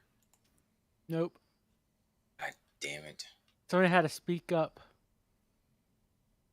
Guys, we're supposed to be doing that heist on Veach's penthouse apartment. Well, sorry, somebody didn't decide to, lean me in on the plan. So we do know he lives somewhere in Hollywood. Pretty close to a main street. What if he lives in California? Banjo. Sorry, are we looking for sniper? Banjo's the guy that made that stupid flat Earth model. No, sniping wouldn't be for a heist. Well, sniping is always good. Is that Banjo? Is that Banjo, the guy that made that stupid flat Earth map that Chemo kept going, oh look, we got a model. Yes. For fuck's sake, that was. See, he couldn't even get a boat past South America. You know what's funny? He also just posted a video about Fortnite and the dome. Yeah, I'm seeing. Yeah, I'm seeing that right now.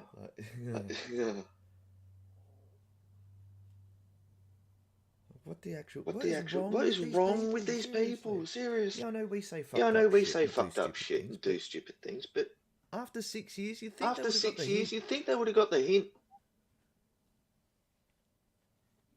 I blame Kosher. Oh, come on. They would at least be able to explain something, anything. Have a model for something that demonstrates what we actually fucking see. Well, that was exactly Aaron Ra's point. It brought me nothing. Explain your R value. That's not what I'm here to debate. Explain your R value. I'm not here to debate that. That's the level of ignorance. You know, they used to us playing kids table, right? But whenever, you know, we realized that they got nothing again, they're like, you know, what do you have? Well, explain this. Okay, since there is no other actual topic, I guess we will go down to explaining reality to you.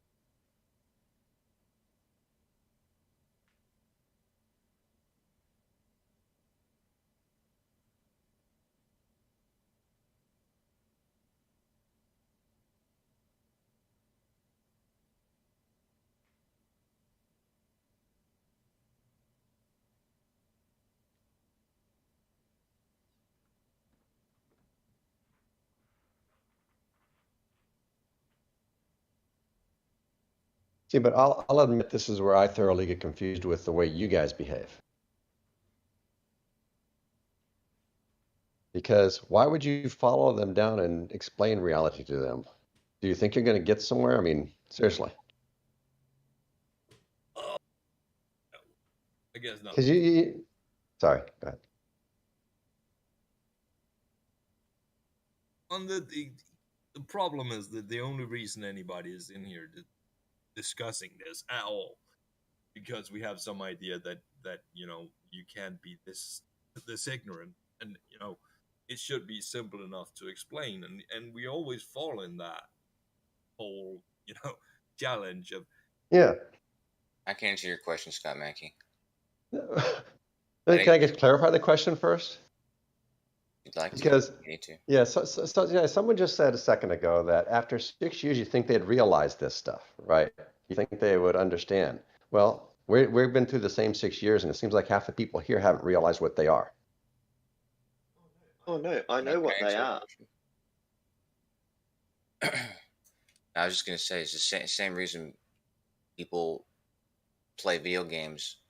You know, they don't necessarily think they're killing the bad guy or getting the girl or anything like that. It's just an exercise at the end of the day. Exercise of things we think we know, and you know, explain it to other people, or the challenge of explaining it to somebody else to see if we really do understand it. And because ultimately, I mean, for me at least, you realize that it doesn't. It's not, the value doesn't come from the effectiveness as far as like how many people's minds are changing, because ultimately nobody's mind might ever be changed or whatever. But I think it just comes from the at least for me, like I'm speaking for myself, of course, it just comes from the exercise of, you know, attempting to explain these things, and then you come to learn, like, you maybe don't understand it as well as you thought you did, or you end up learning it more in the process. So it's just I don't know. For me, that's a value. But do you ever do any of you ever reflect on the process by which you try to explain these things and see if you can hone it, and the process itself, not the idea, but the idea of communicating a concept to another person, and try to really, really listen to what you think they're really missing, and where do you think the disagreements really are and the misunderstandings really lie? Because it seems to me like so many people here just fly right over those topics, and they just keep going on the same way they think they should understand it. and yet they're clearly not understanding it, and yet we keep going back over and over and over. Does it make any sense?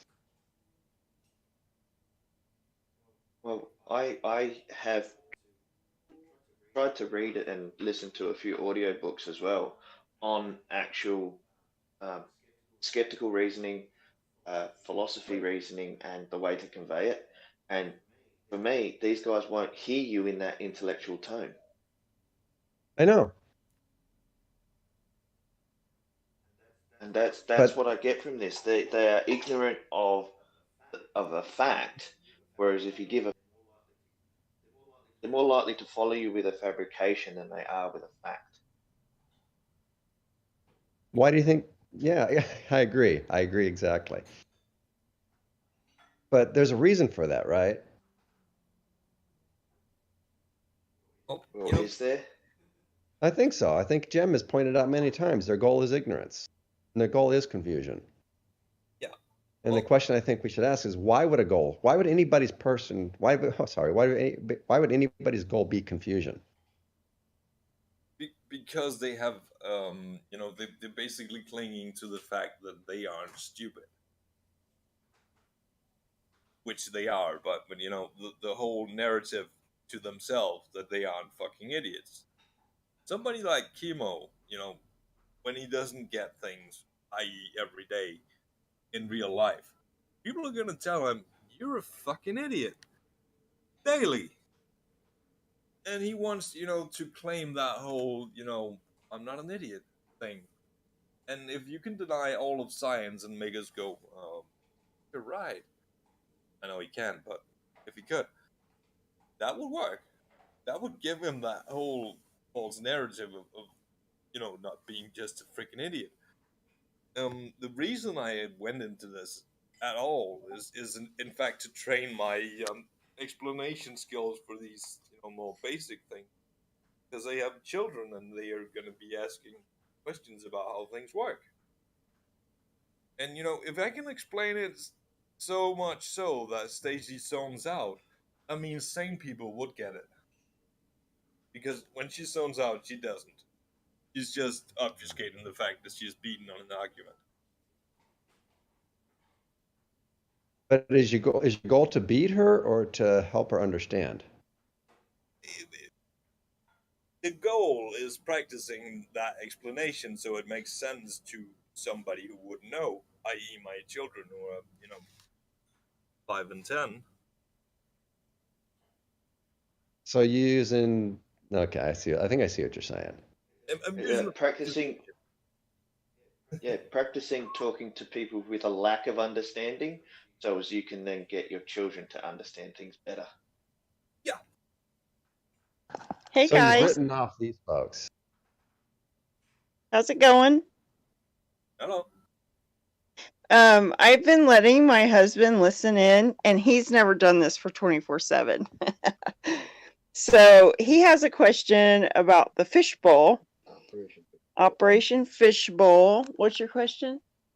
Just I want to know what's their opinion on it. Oh, what's your opinion on it, and why did it take place? Why did it take place? Because they were looking at what happens with an airburst nuke. The Operation Fishbowl, the whole EMP radiation thing. No, Operation Fishbowl is the one where they exploded a nuke like at 62 miles. It was purely to figure out what kind of damage are we looking at if somebody's like airburst nukes above America. I mean, I think it was purely a defensive research initiative designed to give us more information about what we need to be worrying about. I think it's a low yield nuke they used in order to sort of minimize effects, and they wanted to see like, okay, how much if someone did this with 40 high tonnage, well, what kind of damage would we be looking at? I think that's my understanding of the purpose of it. Yes, but wasn't there, among other things, the recordings of EMP bursts from that? There may have been. Yes, there may have been. That may have been one of the side effects. Is they realized that was when we learned that the EMP blast happens with a nuke. That may be true. Yeah. Yeah, it's also, I think Dominic's the one that did 150 kilometer airburst. So it went up over 400 kilometers. So it went basically out into space, came back down, and then airburst I think it's above the ionosphere. I think I'd have to go back and look, think it but was, they did it pretty damn high. Very high, like 1,000 kilometers, something like that. No. The air. So I'm talking about the parabolic arc. So at its maximum point, it was like 400 kilometers or whatever. Then it came down to 150 and exploded. I think that was Dominic. 150. Okay, all right. I guess I'm thinking of. Oh, I see. Yeah, I'm looking at it right now. Eurasia was at 1,000. Yeah. Oh, so they did 6 of them total. The fact that the shield from the blast went that high. Like the higher the airburst, the more electronic devastation you're going to do. Yeah, look at that. Oh, I see. So here reading through the I'm just reading a little article on it. This is interesting. So yeah, a big part of it was to find out how big is that electromagnetic pulse, i.e., how far away do planes need to be to not be affected by the EMP of a nuclear explosion.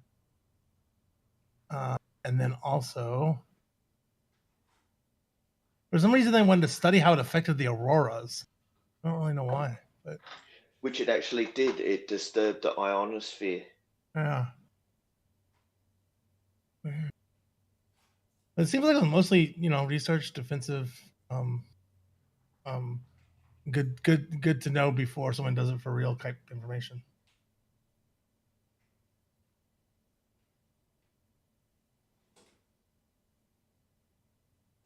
Did that help?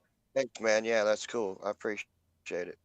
I was under the impression it was to read back the reverberation hertz that it was coming back on, and they like based all satellite communications off of reflecting off the dome, and that's like, and I don't buy into any of it necessarily. You know what I'm saying? I think it's too big for any of us to be sure of, really. But sure. Yeah, it was interesting to me. I want to know you guys' opinion. That's cool. Thanks. Yeah, thanks. Fishbowl doesn't come up that often around here, but it's definitely interesting. Back then, man, it was like there's all kinds of weird stuff. Yeah, I'd be more worried about what's happening at Bikini Atoll. Was that where the first one happened? Is that where first test? Bikini Atoll, that's the one where they put that concrete dome over that's starting to crumble. Oh, were they were trying to keep? Did we have a spill or something, and we covered it up with concrete?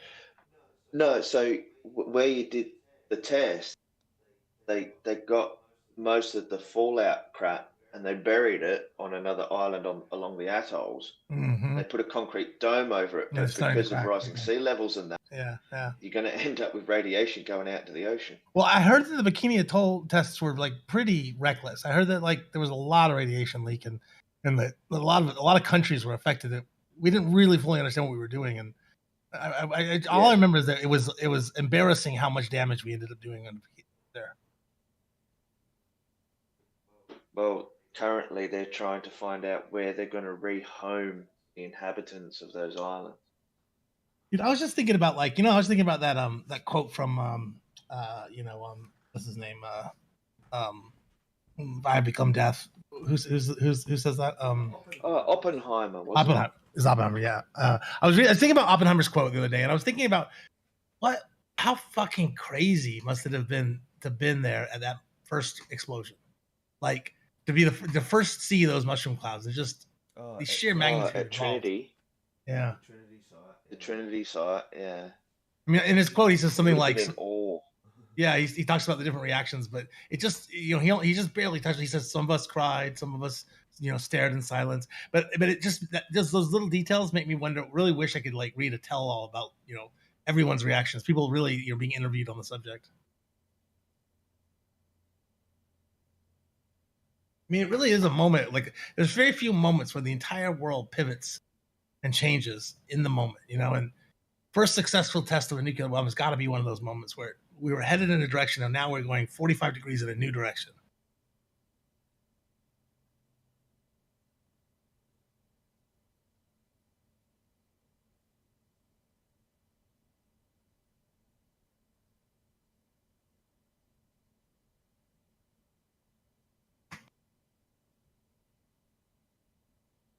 So I do not see how flat earthers get that fishbowl to be a dome thing. But whatever. Oh, because it's because of the name. Yeah. They are so literal about everything. Well, and also I think part of it is because they do refer to because the explosion from the nuke, or the way in which the nuke radiates out its effects ends up being like a dome, because it goes out in a sphere. The bottom half of the sphere ends up colliding with the ground, and so it ends up if we drew out like at the absolute peak of say the effects of say the EMP blast, it would end up looking like a dome, because it would go ground flat and then make a dome over the explosion. So Scott, do you get your thing dealt with at the bank? No. So they told me there's another. I have another letter that I feel like I probably threw away that I gotta find, which is I think you said this, which has my pen in it. I think you might be able to. Through it. So you couldn't set it online?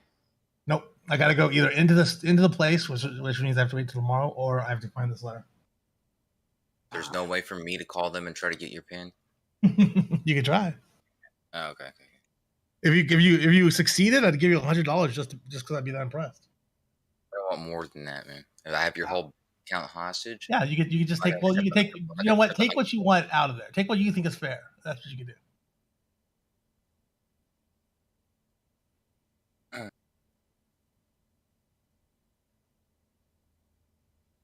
This guy will just take double of what you took. I've never understood how those guys who the social engineering guys, how they pull that stuff off. It's amazing.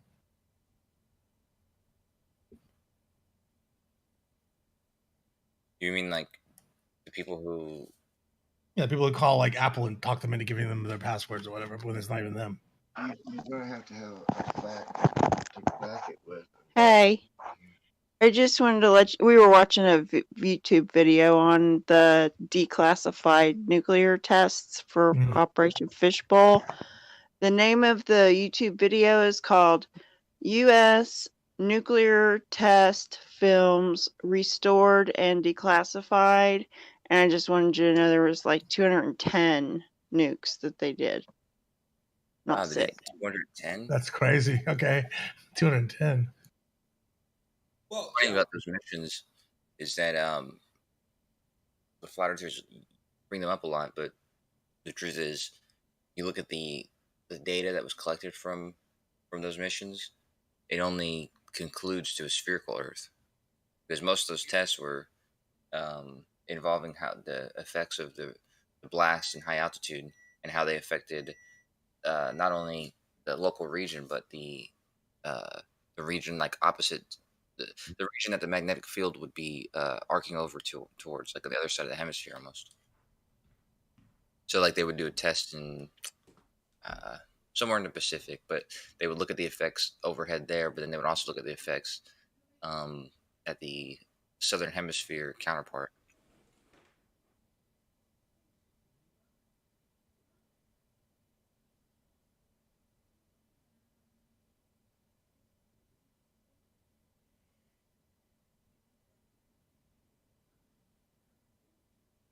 I think they did 220 though.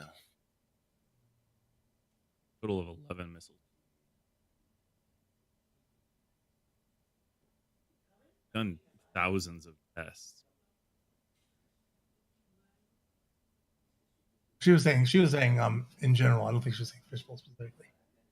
Oh yeah, I mean we've done way more than 210 actual tests though. There is a sharing of test data, because you do not want new nuclear nations to go on and do their own damn tests. And yes, there's a shitload of nukes, and there's a whole display of power, and we got this many, and we can do this. Clearly today you wouldn't just go and designate 110 nukes or 200 or whatever. But those were the times when they didn't really know how bad that would be. They have literal tests where they blow a nuke up, and as the plume is basically, settling, they march troops through it to see just how combat effective they will remain after that.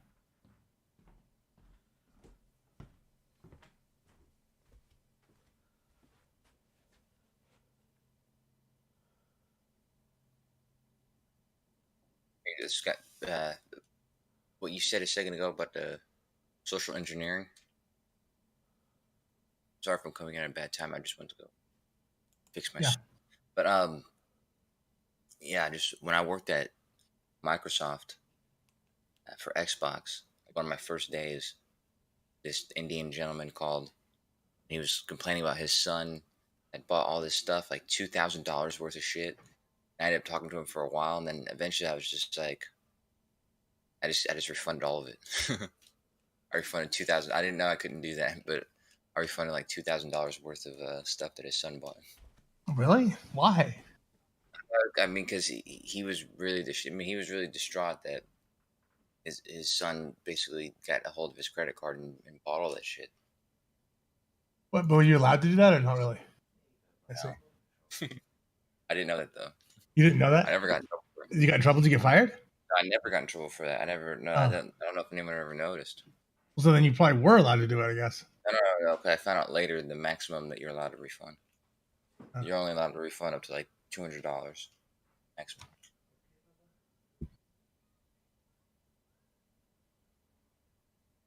Dude, that's a great job to collude with somebody. Like, I just keep calling until I get you, and then you refund me 200. Eat, rinse and repeat.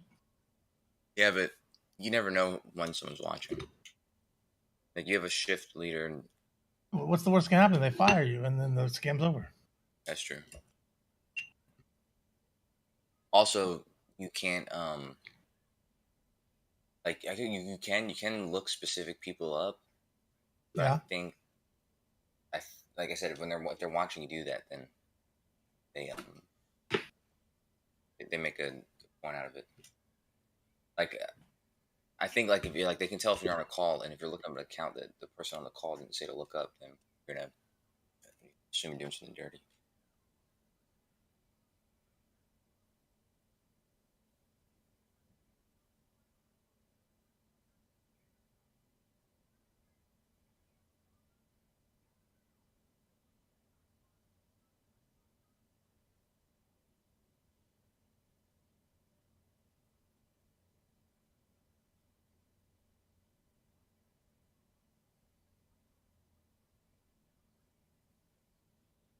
You know, Rupert, if you're there, I couldn't figure out how to measure those angles.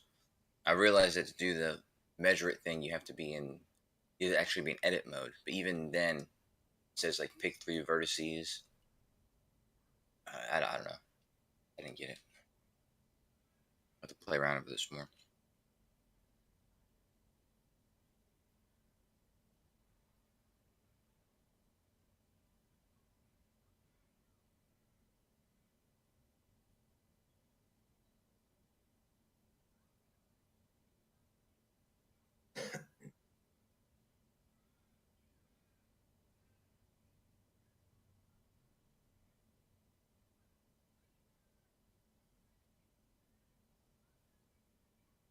I do believe the more recent Western country nuclear test would be France. That was. I doubt there was any actual research purpose. It was just battling their sabers, because I never saw any point of data or anything that they seem to have provided about that, other than it just felt like going to some island and blowing it up. Hey, Scott. Did you guys hear that Alex Trebek died today? What? Alex Trebek, the guy from Jeopardy host.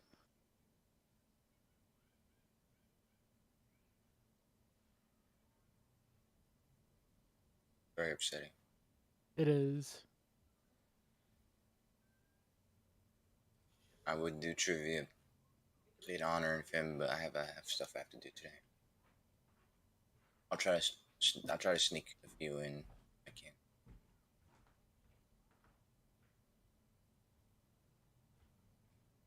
He's such a good dude. Yeah, 2020. This is sadder than when Gary Oldman died.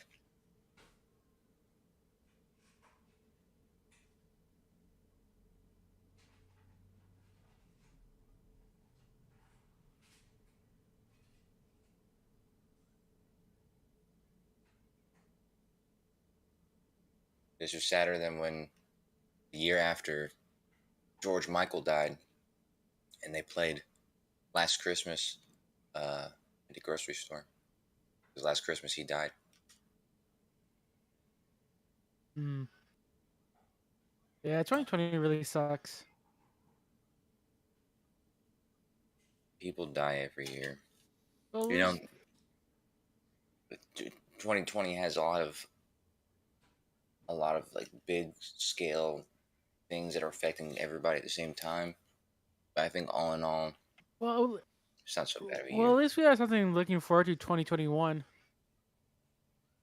What? A different president? Yeah. I don't know if there's much to look for with President Biden. We won't have a major lunatic just going off on Twitter. I mean, presidents have done worse things than tweeting. Yeah, you're just going to have some dementia-based tweets. Hello, American people. Oh, look, a squirrel. Wait, does he even know how to use Twitter? Look, the presidents normally have someone who does their Twitter. Not actually the president tweeting that. President Trump it is. Definitely. You sure? Yes. Have you seen his tweets? Do you have evidence? Do you have evidence that it's him actually writing them? Yes. How would you hire somebody to be that dumb? If we actually compare the White House president tweets compared to Donald Trump's actual tweets, they're so different. I think you can tell it's Donald Trump tweeting. The amount of petty insults and all that kind of stuff. Yeah, one word, covfefe. Unless Yeah, you think... but that's what I was going to say. Yeah.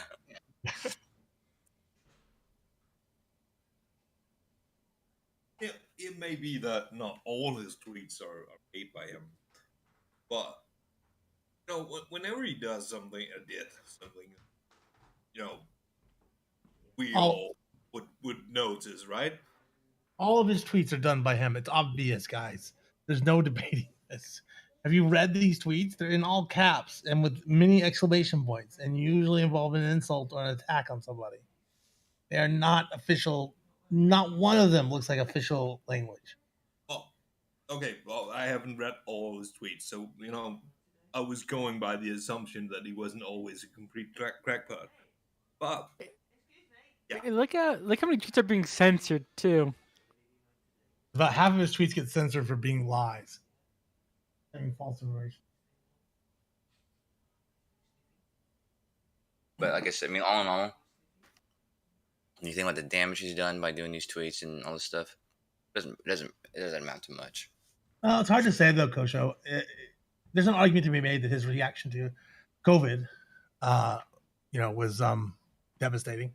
I don't know exactly what the numbers would be, but one could make the argument that a different, more conscientious, more careful, more thoughtful president would have saved a lot of lives.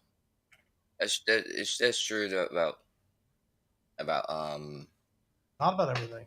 There could have been a more effective way of dealing with it, but I'm not sure. Earlier, more effective, more serious.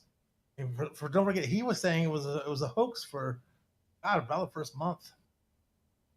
What effect did that have on like the state's policies? It slowed everyone down. By setting the tone, we didn't move as fast as we had to. People, there was debates over whether we had to or not. You know what I mean? There was, with a centralized message, with a very clear message coming from the White House, then I think that would have sped everything up. And everyone says this. All the pundits, all the analysts say the same thing. Makes common sense to me too.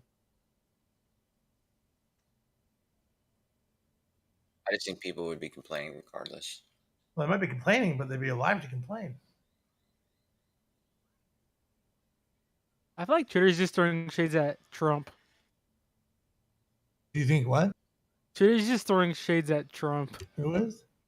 Twitter. Oh, why? Just the way it quotes underneath what he says. It's really funny.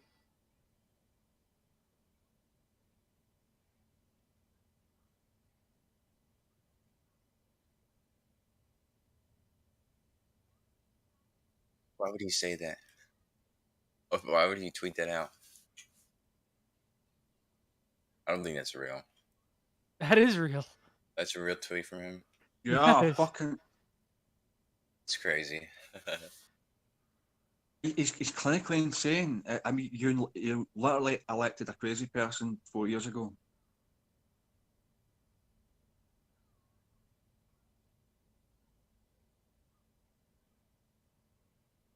He's got better hair than your guy. He's got hair, sort of. I mean, I think it's a fucking national secret, that thing, whatever the fuck. Isn't your guy's hair white? He's not my guy, but as long as it's not Trump, I don't give a fuck.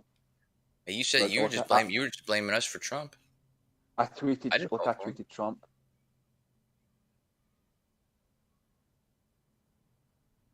But I doubt he'll read it. I think all in all, damage is done now. He's gonna be out of office pretty soon. But I don't think that the damage, granted for what Scott just said about the COVID, possible saving lives and all that, I don't think the damage is as great as people like to make it seem. I don't think he did very much damage. I mean, if that's not a place where the president does damage, then no president's ever done any damage except for a war, I guess. I mean, it doesn't get more acute than a slow dragging your feet. The whole international community says absolutely low score response to a pandemic in terms of harm. I mean, that's just so clear cut, Yeah, but there's 200,000 extra deaths this year so far because of that, because of COVID. Yeah, how many do you think could have been reduced because of? Who knows? Let's say it's. Well, we put it two ways. Let's say it's. It could be that it's 130,000 are reduced. Maybe we're down to 100,000. Maybe save 130,000 lives. And secondly, let me put it like this: everyone should matter. Think about if it was you or someone you loved. I mean, for the people who lost people, the fact that it's not the kind of thing that we should take an attitude of 100, 200. He did fine. He did do fine. If we can save 100, if we can save 10,000 lives, No, I'm just asking how many. It's real harm. How many do those get blamed on him? I mean, I don't know, but whether that's my point. Whether it's 10,000 or 150,000, it's all egregious. It's all really big deal. It's all very clear harm that he did by being reckless and lacking conscientiousness and not being respectful of science and all those things that he does wrong. I'm just trying to quantify his.